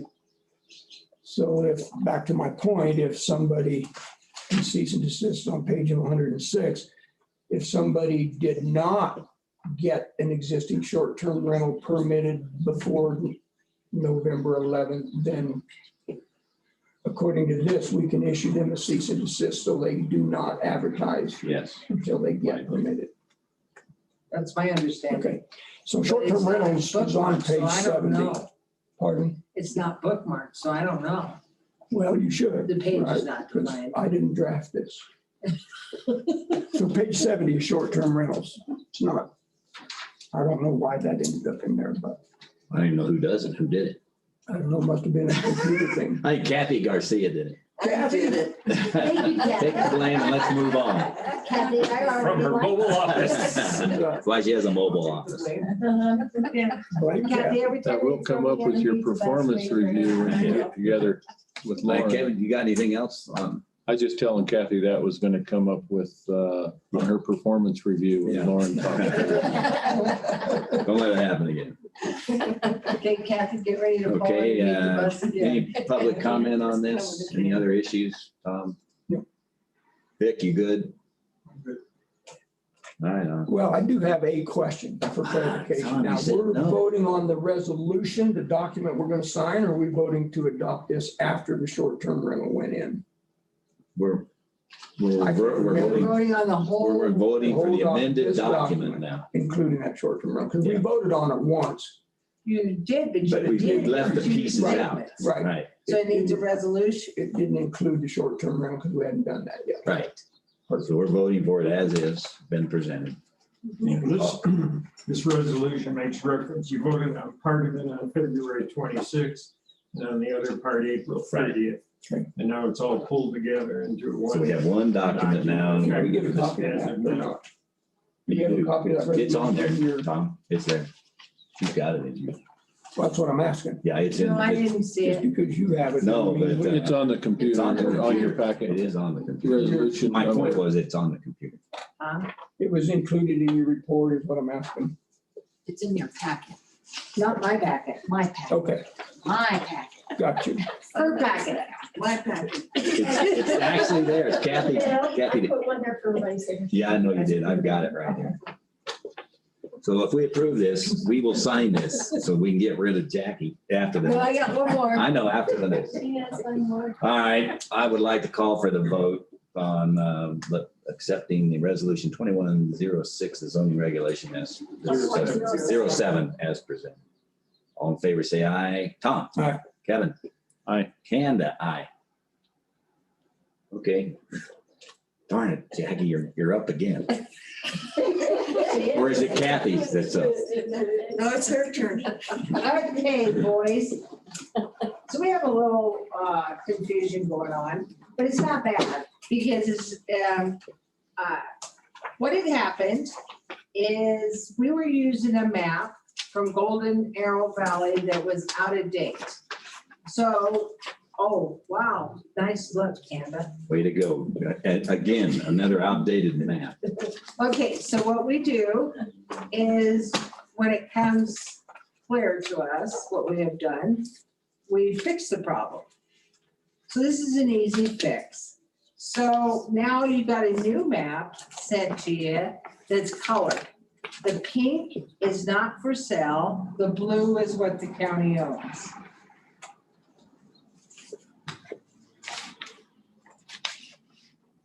We're with you. Okay, so you took and wrote a letter to sell this property in the blue. In the meantime, I did a resolution to vacate the property lines. And that resolution states certain lots that probably were already vacated that weren't mine to vacate. But I'm sure that once they see what I did, they'll be happy and like it. They who? The owners of the lots I vacated for. Is this the? Yeah, that one. Technically, Jackie, the commissioners could vacate lines without the owner's approval. No, There are lots though, aren't they? Not that we're vacating.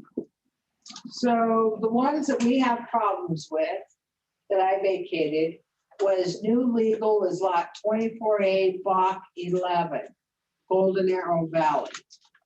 Formerly known as 24, 25, 26, 27, Block 11. And 29 or no? No, Okay, that's separate. this is all in Block 11. Top two are the ones that are not right. Those are good.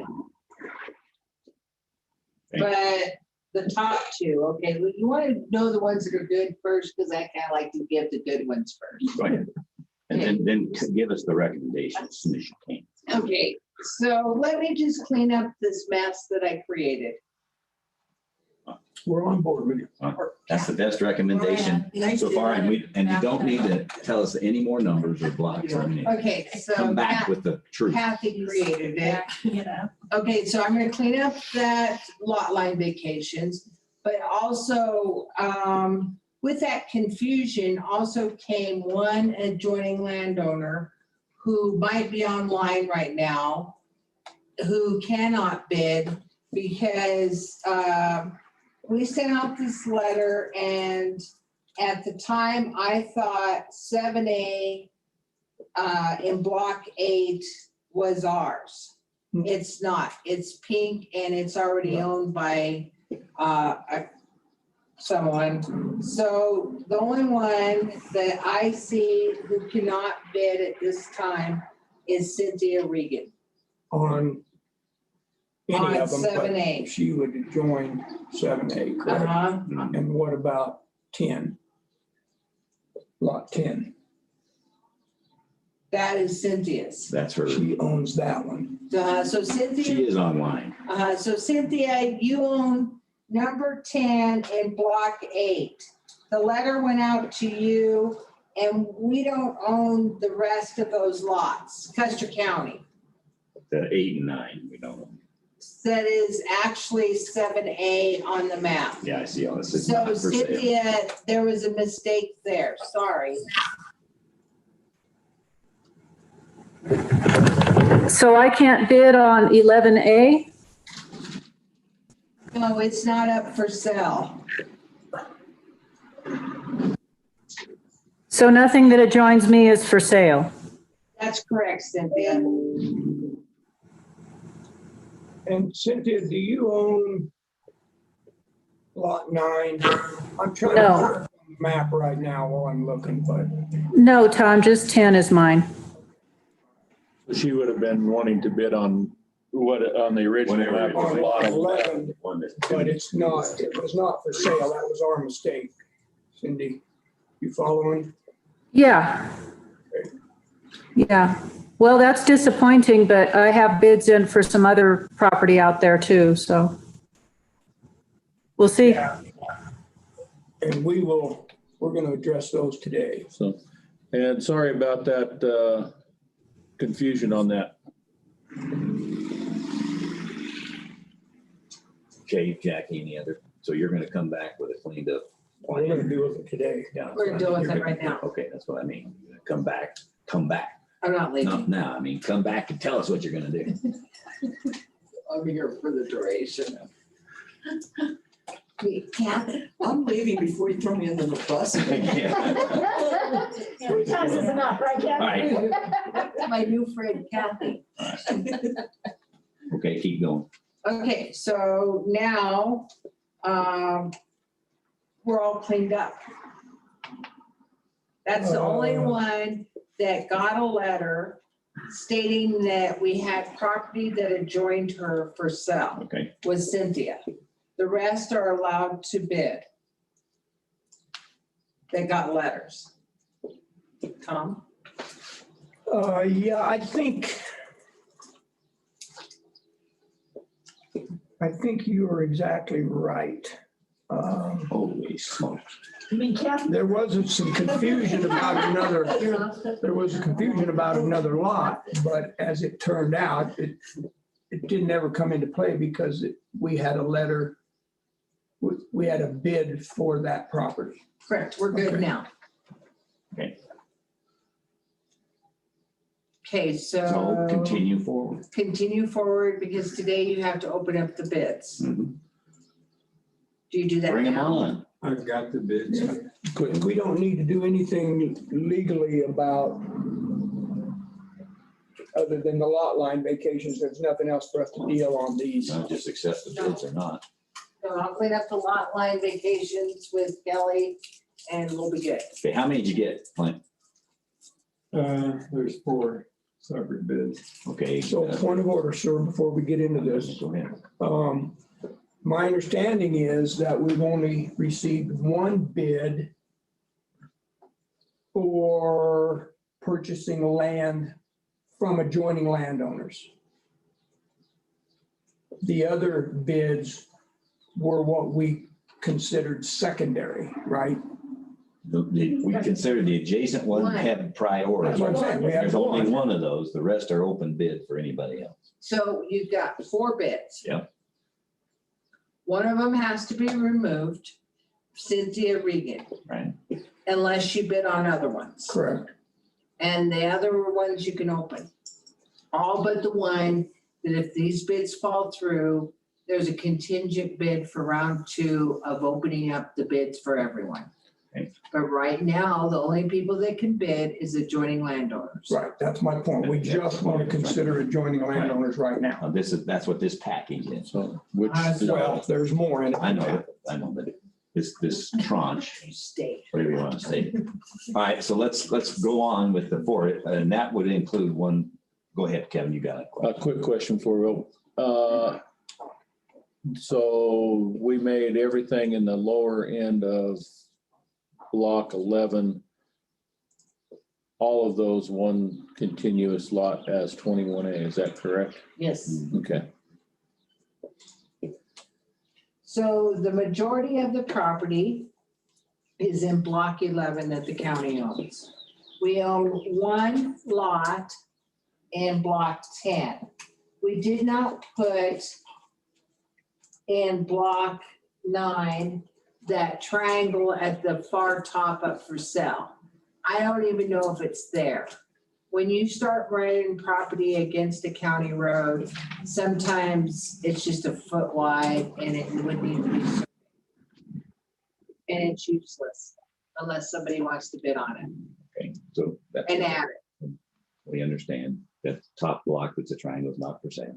Doesn't say that, but. You It should, just was not included in our bid letter, okay, so it's for sale at some point. maybe. All right. All right, so let's move on. Clint, All right, well, I have Cynthia Reagan's bid here first. And I will read it in its entirety. I mean, frankly, I'm having trouble seeing what you're all seeing. I'll just read the numbers. She says she bids adjacent property to me, lot 11A and lot 7, block 8 combined. And her bid was $5,601. Now, I don't know. so that's not valid. That's the non-valid one then. Can you say that again, sir? Lot 11A and lot 7 in block 8. That's correct. Those, we were not, Right. we don't own those, so Right. we can't sell those. That was where the mistake was. And that was, it was in the words adjacent, kind of clues that in, because that's the only ones that are adjacent to her. So, Did she bid on it anymore? yeah, she has other bids. Okay, so that one's not for consideration. We're done. All right, her next bid is lot 16A and lot 12, block 9. Okay, can you hold on, sir, right there in block 9, Block 9. 16A? 16A and lot 12. Yeah, and we did not own those. Okay, That's right. so that is, Are you with us, Cindy? Are you still online? Cynthia. Yeah, I'm still here. So we're just going through the ones that were a mistake. Did you hear all that? And I did. Okay. And does she own this one? And let me look real quick. I've got it pulled up. 19, is that what you're looking at? 15. 15. Or 15. Let me get- No, I just own lot 10, block 8. Only one you own. So Cynthia, on this round 1, you're only eligible to bid on the ones that are adjoining you. Round 2, if they don't accept the bids, then they'll take your bids for the other ones. Right. Right. So do you want your bid that you have done on the other lots? They weren't for sale. Sorry about that. Let's move on to the, what Clint's As got. long as we just stick with adjoining That's what landowner we're bids first. Next one, Clint. the next one doesn't identify the block. It says lot 24A Right. and lot 21A combined. And that's block 11. Okay, and she's not adjoining to that, so we're not Okay, allowing that. so, Is that That would from, be a second. is that from Cynthia? yes, yes, this is all hers. That would be for a second round. Okay, move next. Okay, I'll put that aside. Then I have an envelope, and an envelope. Secret ballot. Take this one out. And then take the envelope out of the envelope. Take the bid. This is from a gentleman by the name of Anthony Ruchon, Rouchon, with an address in Clinton, Louisiana. And he is bidding for lot 15, block 11.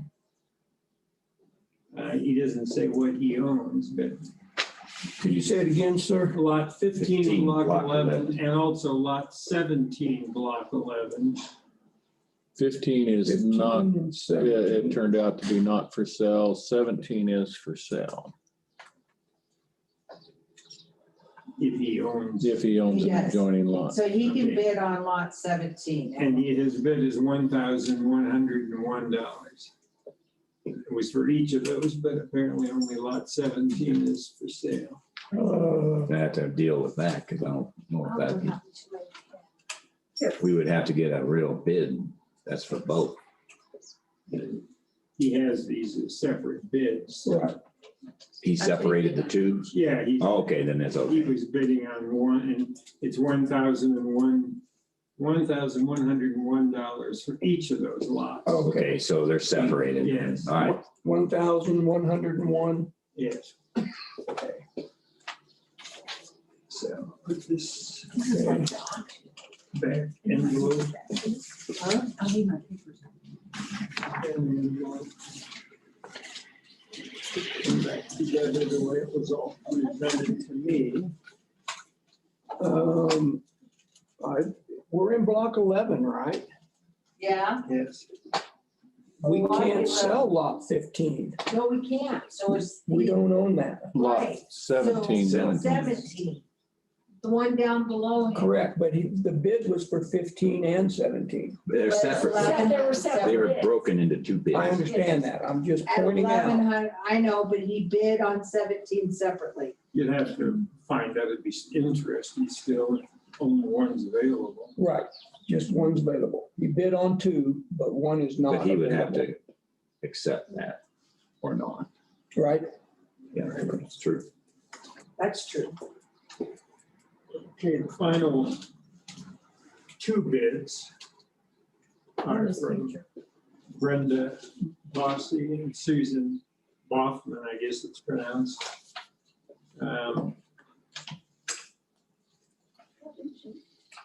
And this is a bid for a parcel in Golden Arrow Valley subdivision that is adjacent to the lots we own. And specifically, it's block 10, lot 20. The bid is $1,020. One more time. I'm cross-referencing and trying to write down, looking at two Lot different 10, maps. lot 20. The dollar amount is $1,020. So Jackie, is that valid? Yep. Yes. Okay, thanks. Okay, Anybody else bid?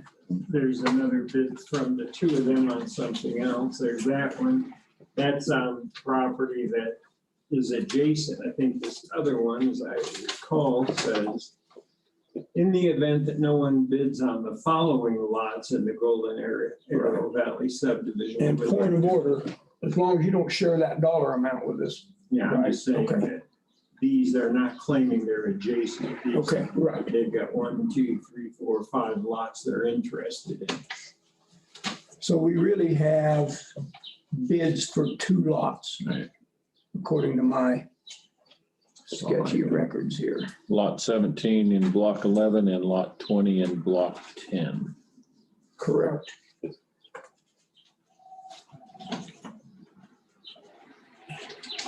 That is correct. 20. Lot 20 in block 10 and lot 17 in block 11 To two different buyers. to do two separate buyers. I would move that we approve the sale of lot 17 in block 11 to Anthony Ruchon for $1,101. I would second. They moved and seconded to accept the bid from Anthony Rochelle for 1,100. What was it? $101. $101. And seconded, all in favor? Well, any other discussion on it first? Okay, all in favor, say aye. Tom? Aye. Kev? Aye. Cam, aye. Okay, we need a motion from block 20 and block Block 10. 10. And I'll move that we sell block 20 of lot 20 and block 10 to who was it? Bossy and Bauman. Bossy and Bauman for 1,000, that's close, $2 1,020. or 1,020. Second. It's been moved and seconded to sell to the Bossy and Brenda, or Susan Bauman and Brenda Bossy, lot 20 and block 10 for $1,020. Any other discussion? All in favor, say aye. Kevin? Aye. Tom? Aye. Kanda, aye.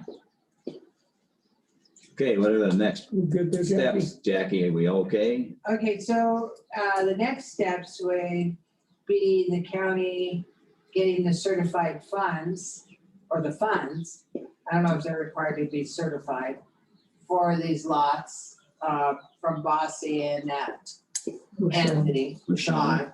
And then you are required to give them a deed. Right.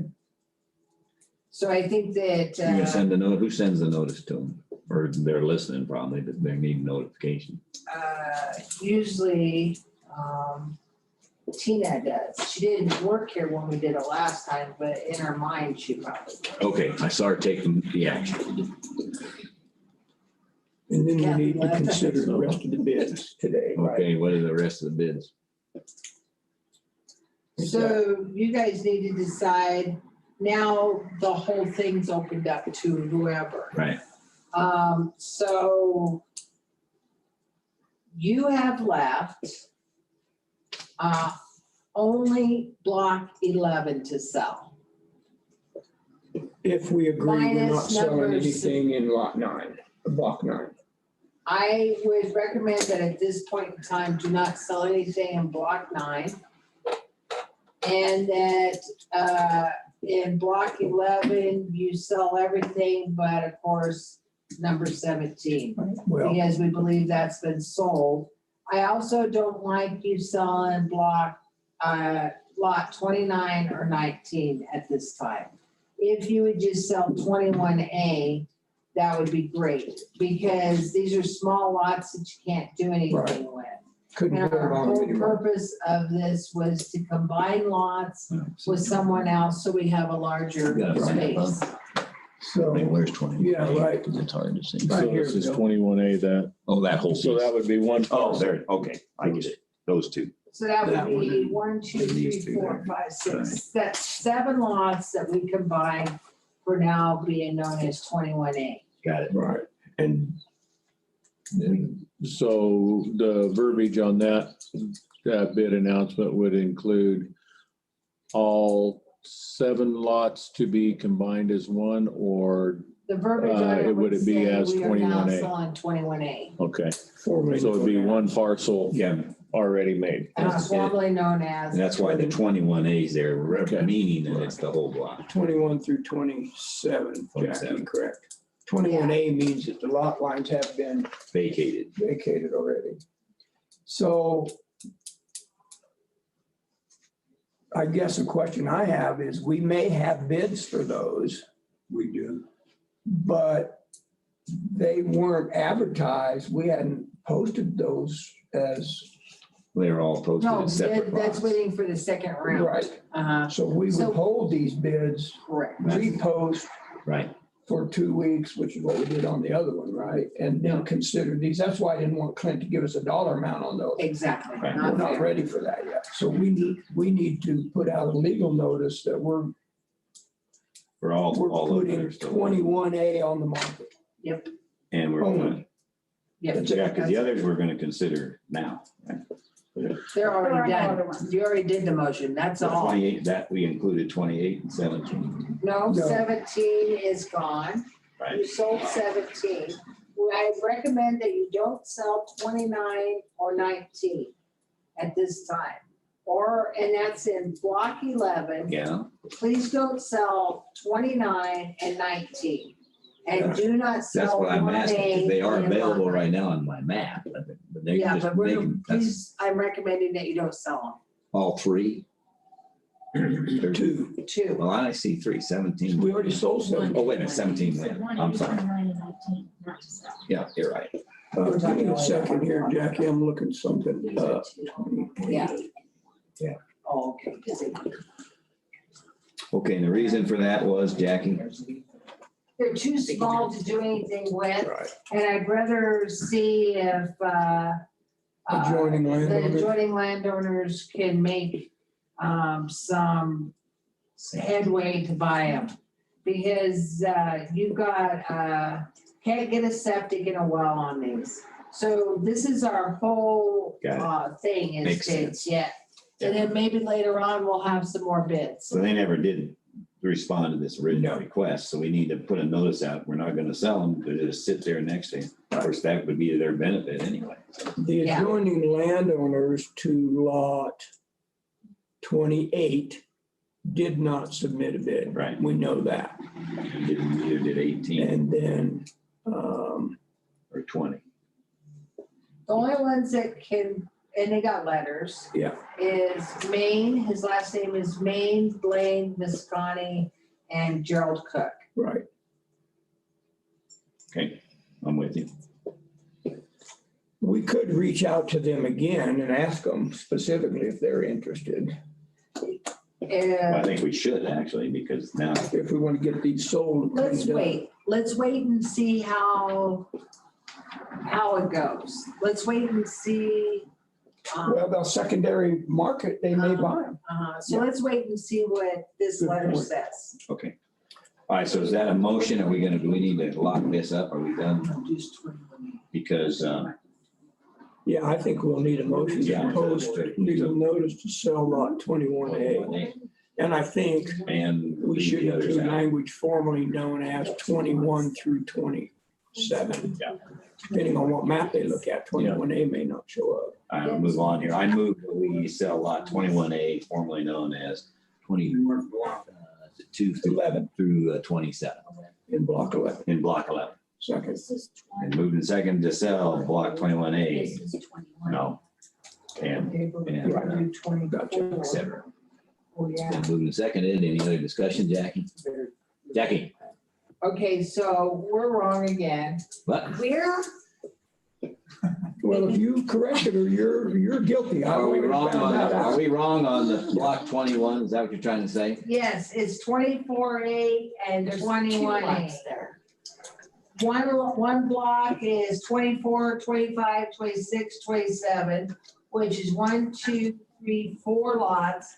And then 21A is only 3 lots. That was why I had And that you- question earlier. You are Of course. confident in that. Okay. Yeah, that's how we did the vacation. We see how you say we. So what That's how are we doing about 27 down to 24 then? That's 24A. So there's 2 lots. 21A. Oh, see, so And you didn't put it on here. It's not all one. So as for discussion, I would think it might be cleaner just to withdraw the motion. Yeah, start over. I withdraw the motion. I would like to go to I'll lunch. withdraw the second. All right. I move, we sell block 21A. That includes lots 22 and 23 in that block, formerly known as. And block 24A with lots 24, 28 through 27, formerly known as 27. Second. All right, it's been moved and seconded to sell the 2 separate lots as I motion. Any other discussion? Please say no, Jack. On the open market. On the open Adjacent market. landowners done. This is the second round. Anybody can bid. And I would think that we would get that posted in get the letters out post haste. Yeah, we just have to put a legal notice in. I'm assuming we can put that in on the 6th and have it open for 2 weeks. When Clint's doing my other legal notice, he could do that one. Like it. I think 2 weeks is enough time, don't you, Jackie? 2 weeks is enough time.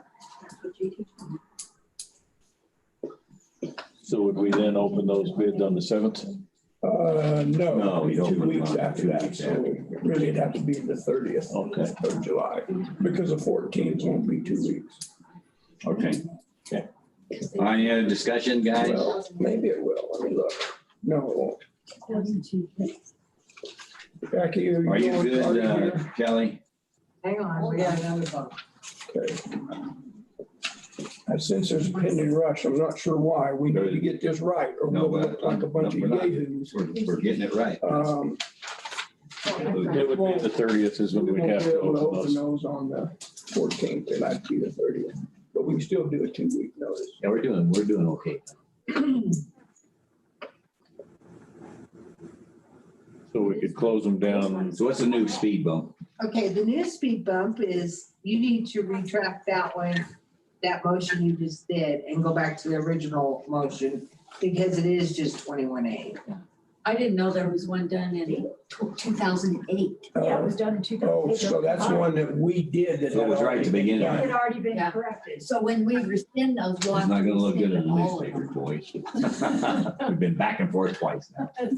Which was my unintentional intention in the beginning, right? All right, I move I withdraw both motions or both lots that we proposed. Well, you can't withdraw. Did we vote on it or not? Yeah, We haven't voted Oh, yet. we haven't Yeah. voted. No, I need some. I know. Well, so move it, the correct one, Kevin. So just the 28, 21A. Which includes all 7 lots, Yes, because that was vacated That was your in original 2008. yes. nightmare. Standing beside myself. I move that we place lot 21A, formerly known as lots 21 through 27, block 11, up for bid on the open market to be placed, posted on July 6th. And close on July 20th. That's 14 days. The paper won't come out till the 8th though, Oh, that's a so good point. to come out in the paper on July 8th, Second. and the bids will close on July 22nd. Second. Okay, it's been moved and seconded to sell lot 21A, formerly known as 21 through 27, on the open market to be put out on the open market. And we all know this, but for the record, in Golden Arrow Valley, Golden Arrow Valley subdivision, Block. block 11. Block 11. Okay, any other discussion? All You in favor? said they closed the 22nd? 20, that's okay. Okay, you got it all? 8th through the 22nd. So, excuse me, gentlemen, does that mean that we have to resubmit our secondary bids, or are we good for those of us that? I think they're good on 21A. Who is that? Is that? This is Cindy Regan. Okay, I think you're good, Cindy. Yes, she's good. Okay, As well as the other. And so are the other We've bids. accepted. Didn't you read those out loud though? So yes, your bid will still be valid at that 21A. point. No, she said, they said what last, but not. I did read the number on Right, but you didn't say the price. No, we haven't got the price. We hadn't announced the bid yet. We haven't accepted anything yet. So, I read a combined number For all of them. from her. Oh. but let's go ahead and address this motion. And then we can open. Any other discussion? Tom? No, I'm good. Aye, okay, Kevin? Aye. Oh, you call for the No, vote. I'm just saying for the other discussion. No. All right, I'll call for the vote. Kevin, all in favor, say aye. Kevin? Aye. Tom? And aye. Okay, let's move on. I might make a note. Cindy, are you still there? yeah, I'm still here. I was just going to kind of address your question. Your bid would still be valid, but I would believe if you would like to submit a different bid, you are also welcome to do I that. think she needs to. Asked to. So according to our attorney, it would be best, you need to go ahead and resubmit a new bid. Okay, thank you. Thank you, ma'am. Yeah, Cindy, What she's bidding. right, just for clarification, we have not seen your bid visibly. Clint our attorney read some of it, but I think for clarification, if you just rebid as Commissioner Day suggested, it'd be a lot cleaner. Only on lot 21A Does that make sense? Yeah, that makes sense. Yeah, 21A, which is 21 through 27. Yes, on the original map that you all sent me, they were two separate. There was 24A and 21A, but I would be interested in all 7 of the lots there. And that's how we describe it. Yeah, and we're selling them as a total lot because they were vacated in 2008. Yeah, that's fine. Okay. Okay. So now. Okay, Lynn, how many do you have? Well, I've read them all. I want to be sure, because she also bid on property adjacent to her in Block 8. And That was not allowed. What lot was it? She's not allowed on that one. okay, so, Because it wasn't for sale. all right. Not by us anyway. Well, I mean, taking care of Mr. Rushan, Yep. Yes. and now it's open to Brenda Bossy and Mhm. Susan Bachman and Liz Right. Regan, anybody else who wants to. bid. Right. Right, that would be the second round, right? Yep. And so you We just hold on need to to go those to the- sealed bids or those bids. I'll give them to Kelly to hold. What else do I have? Yeah. I just need somebody to sign a permit for the fairgrounds. We can do that in a minute. Let's, I think if nothing else, we can do the last one until we take a break. And that's consideration of the deputy treasurer's salary. And who's bringing that on? I was told Virginia would present that, but I would move to take a 5-minute break now. I'll second it. Let's take 5 and come back here at 25, which is 7.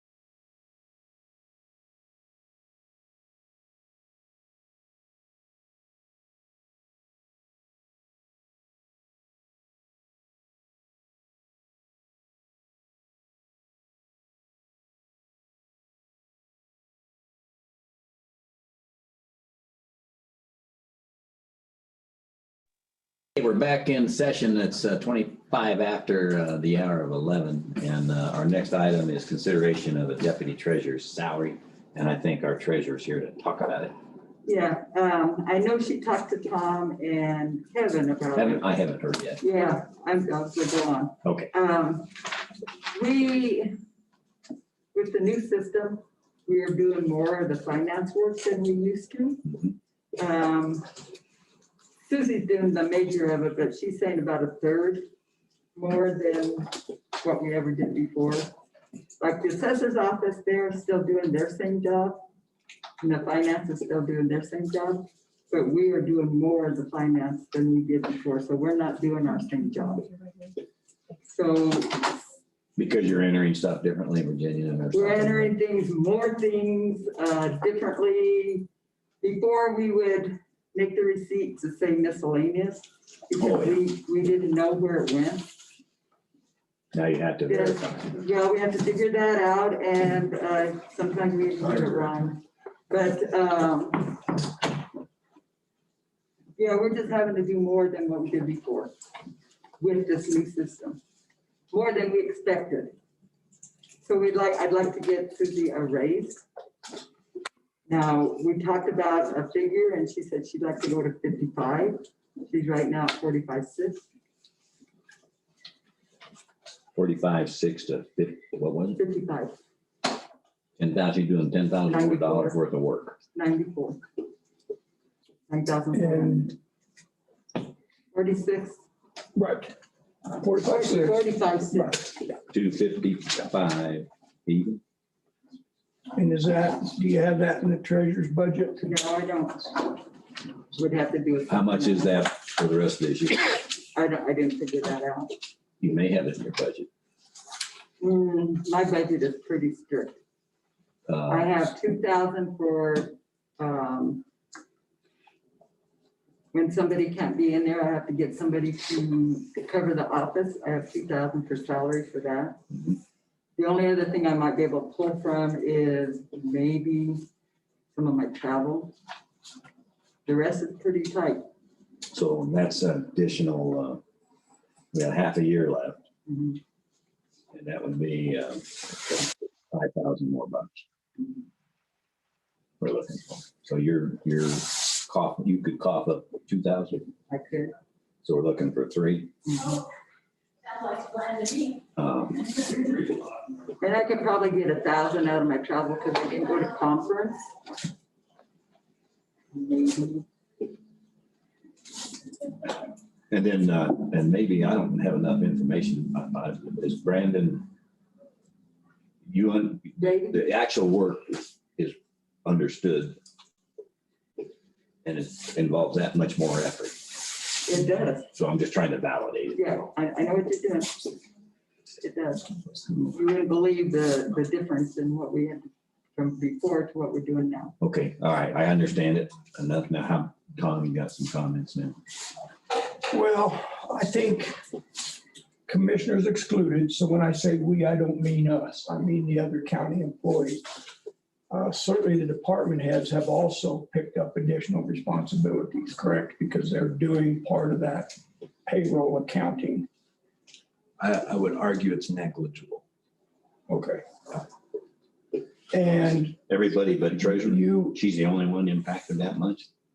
So I missed the original premise. You weren't here initially. Okay. So Virginia indicated to us that her office feels like they're doing a third more work than you had been doing, right? Okay. And it equates to 10,000 more a year for the deputy. Well, it doesn't equate to that. That's the request. That's the request. I'm just saying that's the request that equates to that. That's all I meant by that. Which means 5,000 the rest of this year, which means she's got 2 possibly. We have to find 3. So we're just over to you. It's the other you said it's negligible everywhere else. Yeah, well, as far as finance, the finance department is concerned, and human resources for that matter, because timesheets would be the other side of that. What was happening before would be that each department would fill out vouchers. So on the finance side, they would fill out vouchers. They would send that over to the finance department. And then my predecessor would go in and put all that into the ACS system. And so the only thing that has changed there is the double entry piece of it. But instead of filling out a voucher, the department heads or a representative from the department is now filling it out directly onto the program. Okay. So I would argue that is the same, roughly the same amount of work. So Vernon, what is the difference then technically that would require that much more work? Which department are we speaking? Treasurer. Treasurer's office. Okay. I can't speak to everything that Virginia or the treasurer's office has done and hasn't done in the past.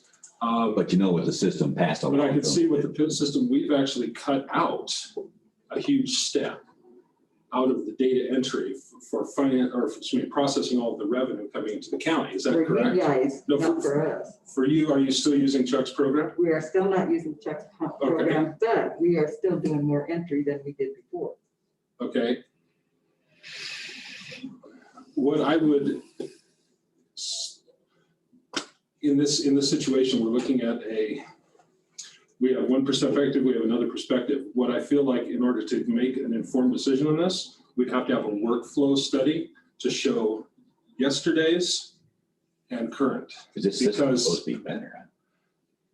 I feel like it is better and that it is more accurate. If we look at workflow from before, when we used ACS and the Chuck program and whatnot versus now, we'd have to be able to see that. Because I've experienced one aspect of it, Virginia's experienced another, and Braden's experienced another. So in order to make an informed decision, I think we need to see a workflow. So Braden's got a question. Just a point of clarification. Virginia, are you saying that it's in the software conversion that you're having to put more in, or that It's the process. the process It's a lot more than what we did before with the new software? with the new software. Okay, it's not anything that the finance department is doing or not doing. It's the software in your It's side. what we're required to do on our side, yes, Okay. for CIC. for CIC. Okay. Kevin, or Go Tom, ahead, I'll defer. Oh, no, you had yours Well- way before. She said she would be right back. I defer. Go ahead, Kevin. In my conversation with the deputy, I think part of the frustration coming in and the workload is coming because of the added specifics, I guess, on their entries, making sure that they go to the proper fund. Is that correct? That's part of the problem. County General has a stack like this in it. Okay, you have to go through the whole thing to decide which one it goes to. It takes forever to go through those. I mean, it is very time consuming to do that. You can't search on something automatically? There's no search on it. You He have to says go there down is. I think that looking at the accounts, there's a function to search there. We just have to open up a different section to search through. And I can show you how to do that if you want to. You can show me, because I've been very frustrated. You have, like I said, this, and you're only looking for one. And sometimes you have to go up and down that line 3-4 times to find the one you're looking for. That's fair. You're talking about workflow. Yeah. Tom, Well, I guess, Virginia, I have a question for you. Okay. With all respect, I'm not trying to put words in your mouth, so I'm going to try to form it as a question. Okay. Do you feel like this additional work is work that your office should be doing? Not concerned about the amount of time, just the work itself. Is that something your office should be doing or no? I don't believe so, because, for instance, finance knows where something's coming out of. We get it in, we have no idea where it's supposed to go. Okay, so if, But as part of, I fought him on it. Sam was there, Mark was there, he was the one that set it up. It's either that, to have 2 books, and they didn't want to do that, neither one of them. So we have to do it this way. so by statute, your office is charged with accurate and complete receipting of revenue to the county. That's what my job is. Is this work we're talking about part of that accurate and complete receipting of the county or no? Not really. The receipting is part of it, but we have to go from the bank and deposit everything in. We have to go and, what else? We used to reconcile it to our checks, so that's one thing. I don't know, I can't remember. Susie does most of it, so you'd have to ask her what all she does. But in your opinion, It's not all our job before. well, okay, I'm talking about now with CIC. That's what I mean. What we're doing now is not what we did. But is it part of your I official agree, duty? I is what he's understand asking. that. That's what I'm getting at is the work fall under your office, in your opinion, or no? Not normally, it doesn't. Well, we're not normal anymore, right? No, I know, that's what I'm saying. That's why- But is it legally something you should be doing? Virginia's always asking. Sam That you're thinks it is. receiving stuff, and it sounds like it is. My comment real quick. I think that it's appropriate, I think, because we had an initial startup. Things don't always work the way they think they are as they're making decisions. And I think we need to understand what the impact really is. And if there is functions like Vernon pointed out that a search might be easier, and it may be that that we got to agree that it is part of the official job of the treasurer to not trying to change something back to finance unless it really belongs there. But I don't think we're in a position as commissioners, in my opinion, to make that decision until we get that kind of data to really understand it. And I understand. I'm not impugning whether you guys understand, I would like to see that personally. Can I Go throw ahead. something in? Not against you. I know, I understand. I think that, and I'm gonna use our motor vehicle program when we changed a couple of years ago. And it was supposed to be big and great and make our jobs easier. Yeah, it And the was first year, we were pulling our hair out. But once we got it figured out, it has made our jobs easier. So I think that that's part of what you gotta look at. Getting over the is that growing pains. Once you get past the growing pains, it's gonna be okay. I also think that some of the things that you used to do, they're now doing. And so you've kind of swapped some things. And maybe that in the end evens out. And maybe just because it was always done this way doesn't mean that it was the right way. Maybe it's just that's how it was done. And now that we have this new program, this is how it really should be done. This is who should do this. This is who should do this. Right. And we're all, we're all doing a little bit more with the new program. And I think sometimes we just have to take that on and It certainly changed a lot more than I stinks. thought it It would. stinks when you take more stuff on, but But we haven't been, how long have we been operating it actually? Since the 1st of June, right? When we went, April. Different for different I know, departments, because we started at the but it beginning ended of the May. 1st of June and we were officially on board there. We had to get everything out from April. So I know you did, but that's the startup. But then now it ought to smooth out. We ought to figure out how to do it. We need some time to understand it, do something. To iron out the kinks. And if it doesn't iron out, then we gotta get the real problems that everybody can see. I think. So from a little higher level perspective, I'll address the elephant that I think is wandering around in the room, and that is, should we consider giving individuals salary increases during the cycle? Or should this be a budget conversation? Well, I don't know. I think just my opinion, Tom, that sometimes things happen during the cycle then that would warrant that. And I think that's what she's trying to make the case for. And it could happen, but normally you're right. Because if it really is the problem, then the budget, we have to consider the additional salary. This isn't just now forward. So if we do it now, you're right. It is we're recognizing the job is bigger. And that's why we can't really do that until the growing pains are, from my point of view. You know, we had another request as an individual salary increase, never got to the commissioner's desk. That may be. I don't know. But the elected official came to me and asked me in my opinion, and I said, I don't see me supporting an individual salary increase out of cycle, and my position hasn't changed as of right now. Doesn't mean there won't be information coming forth, but yeah. I guess to put Braden kind of on the hot seat, would number one, would you, from your perspective, from your office, I don't want to get into an arguing match of whether or not you think they're doing a third more work, but do you think you're doing in your office what you're supposed to be doing and not shuffling off work into their office? Yes, yeah, from what I understand, and I think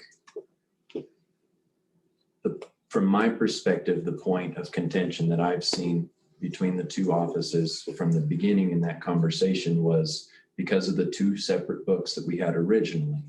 So the way I understood it, Virginia, you all had a treasurer's ledger, and then we had the general ledger.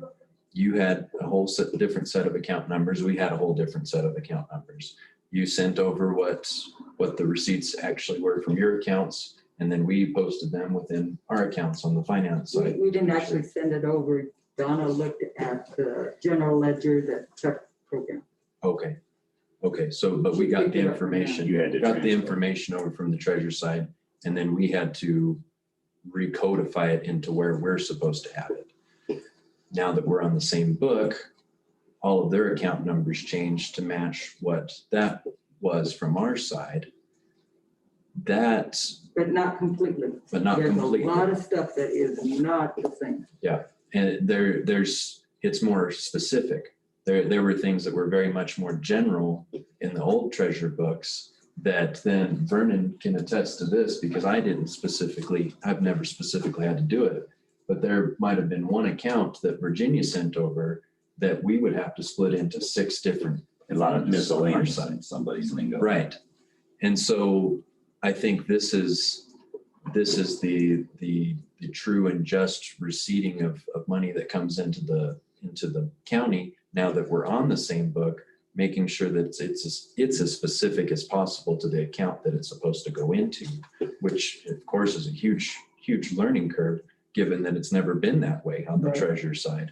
And so, but also on our side, I won't put words into Vernon's mouth, but like pulling teeth trying to figure out, because we don't know where that money came from. We're not dealing with the front end, the direct depositor of that. So for the finance department to have figured out exactly where that was supposed to go, I can't say that was accurate all the time because, sometimes it was just best guess. And that is absolutely true from Sam DiNardo. He said they move money around in the audit all the time because the left hand, right hand couldn't get on the same page. But now so they are. money was deposited in one spot where it should have been deposited somewhere else.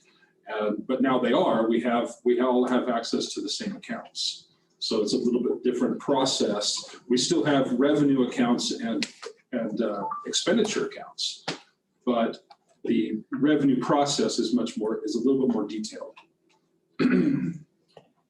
I just need one point of clarification. Okay. I say you because you're representing your office. Right. So you're asserting that your office is doing roughly 30% more work now than you were under ACS. That's what we do. You're not saying you're doing 30% of finance's job. You're just doing 30% more work. Thank you. Okay, so we're back to where we were. I think everybody's made a great point. I think we need to get over the growing pains, my personal opinion, and come back with a more specific thing after working through and learning what there is there or not, and then seeing if there's something that might be booked differently because of the change. But I don't think we're in a position right now to vote on any pay raise. Personal comments. Well, my thought is this needs to wait until Okay, so that's another issue. budget hearings. I'm not discounting what I've heard today. I'm not saying I don't believe them. I just, as a commissioner, I just can't go down the road of starting to hand out salary Yeah, increases it's not in a the middle normal of the thing, cycle. for sure. I think we have a much bigger picture to look at. Yeah. Right, because this is a lot of money impact over the year. So I agree. Kevin, you got any thoughts on the same line?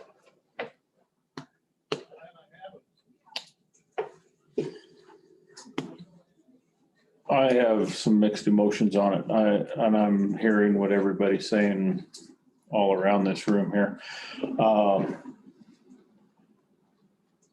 I think if there is some more things that they can be shown to help the situation out, maybe if we could look at that and see how we make that job flow better, and then be able to take a look at it and see what the work increase is and things of that nature. I think I have to kind of agree it's still a work in progress right now, so we don't know what the actual end result's gonna be. That being said, I feel the frustration. I know the frustration that's there. And I know that if we don't address it, then the frustration is there and actually festers probably. So I note that. Yeah, the ask today is a 21% increase in a salary. Right. Okay. So last comment and we'll move on. Yeah, just real quick, I think more than ever before, the two departments are going to have to work together to make sure that we're doing it as easily as possible and we're communicating. For example, there's a lot of miscellaneous line items that exist that can't exist, that we need to make sure that we're specifically putting in, and currently that's why our May financials and June financials aren't ready yet, is because we've got to go in to all the miscellaneous categorized accounts and make sure they get to where they're supposed to be or create new accounts. And so I think moving forward, we'll have removed miscellaneous accounts. And then when something new comes in, we'll have to discuss, okay, is there an account that actually fits into, or is there an account that we need to create in order to make that work? So I think we're really going to have to work together a lot more. And I just want to address a bigger cultural thing as well, that I'm not saying this is actually what has happened or not, but there was rumor going around beginning of all of this that the Treasurer's Department thought that they were doing a third of the Finance Department's work. And so I'm not saying that's what was said over there or not, but I would hope that you all would feel comfortable coming to our department and saying, hey, let's figure out how we work through this, and not starting a rumor mill thing, because my department will not stand for any sort of rumors in this county. And I've seen how that's worked before, where rumors go around, and it doesn't help anybody. And so I think as being stewards of the money for the county, we owe it to everybody in the county to make sure we're doing our best to work together. And I think all the county employees owe it to everybody that lives in this county to not be doing piddly stuff. He said, she said this, and instead going directly to the sources and figuring things out. So I just, as a new employee, something that I'm seeing and something that I think needs to be stomped out right now. And I'm not saying that was this case right now at all, because a rumor is just that. Right. But I just want to. Very good comment. And I think you're seeing a willingness from all parties here to get together. So let's make that happen. So thanks. A good comments. Thanks. So for the record, I would move that the commissioners take no action on this item. All right. I second that. Moving second, take no action until they come back later. Let's figure that out. Any other discussion? All in favor, say aye. Kevin, Kanda, aye. Tom? Aye. Okay. Thanks, Virginia. Thank you, ma'am. Thank you. So is the workshop next? Yes, and we're gonna take a recess to go At into that 1:30. at 1:30. Okay. We got till 1:30, so. Okay. I guess the next formal action would be to take a recess. Does it require, No, we added an agenda item. RETAC. oh, there it is. I'm sorry, forgot we added it. I got it off to the side. RETAC, who's got it? I guess that would be me. For the record, SCRETAC stands for the Southern Colorado Rural Emergency Trauma Advisory Committee. And so we call it a board. It's really an advisory committee. We make those appointments. Let me pull that up real quick, as you gentlemen may wish to do as well. Yeah, let me get it. Board appointments for 2021. Is that in the packet? No. So RETAC, Rob Fogel was a committee member, Matt Nolting was a representative, and Patrick Fiore. And then we had Justine Beach as an alternate. Well, those things have changed. So I would move that we, just a second here. I would move that we appoint as members of that advisory committee, Matt Nolting and Tyler Harkins, standard spelling, HARKNS. INS, as members, and Jonathan Rafferty and Chase Carlin, CARLIN, as alternates to that advisory committee.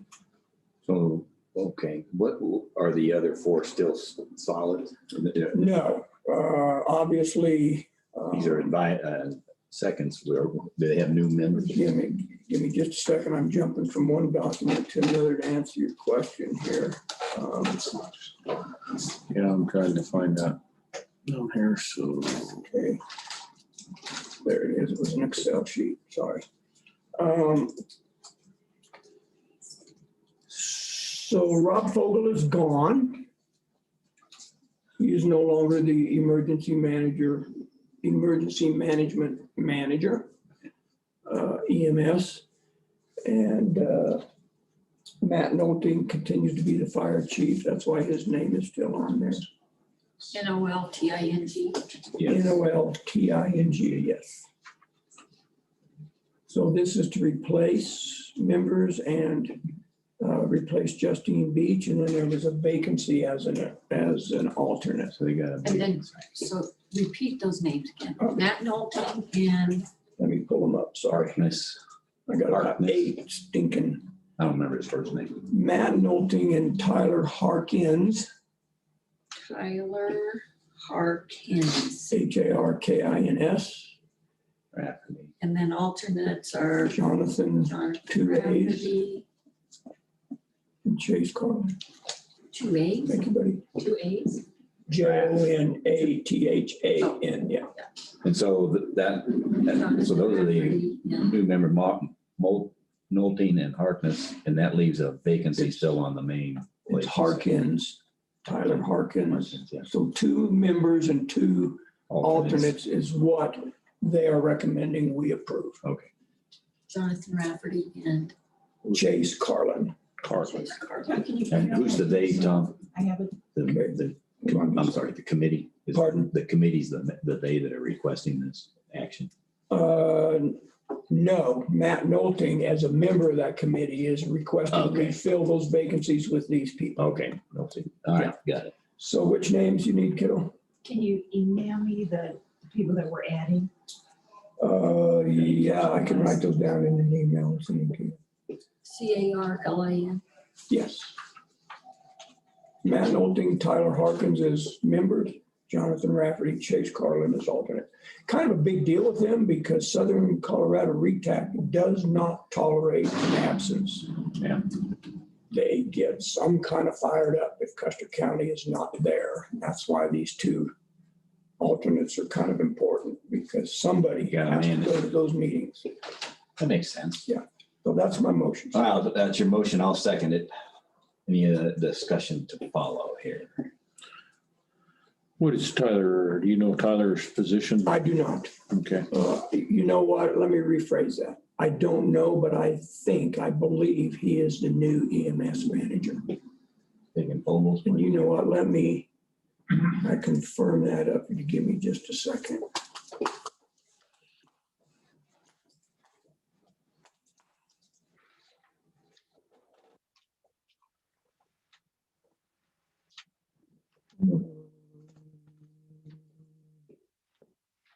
Yes, Tyler Harkins is the new EMS manager.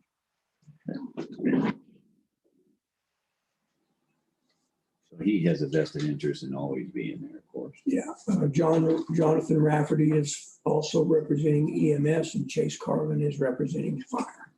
Yeah, I thought Carlin was. Okay, any other questions, Ken? And then we will make that, if this motion passes, then we will have to make that a change on our appointment sheet. Have to update that. And that's why Tina wants the name. She will do that. So is this a term, Tom? Yes, these are 1-year terms. And that gets renewed again when we do that. Into January. Yeah. Into January. So this is in the next 6 months. Yeah. All right. Southern Colorado RETAC are all 1-year terms. Okay. All right, I don't hear any other discussion. I'll call for the vote. All in favor of, I'm gonna read their last name, Nolteen, Harkness, Rafferty, and Carlin being appointed to the SC RETAC committee. I'll say aye. Tom? Aye. Kevin? Aye. And aye. And then just as a side note, we'll need to update the planning commission because they had a change in their seating as well. Yeah, they need to come in. Patrick Lynch went off. So what do we want to do? Who would be putting that? Vic would have to come to us with a name. Jackie would do that. Gosh, what is her name? The gal that sits up in the back. Just went out of my mind. Her husband's name's Tom, but she took his place. We need to get that officially from Jackie. So could we get that on an agenda for the 6th as well? Have an update on the planning commission membership. We got 5 items now. About that now. Okay. All right. Any other discussions that we can have before the recess here real quick? Go back to my agenda.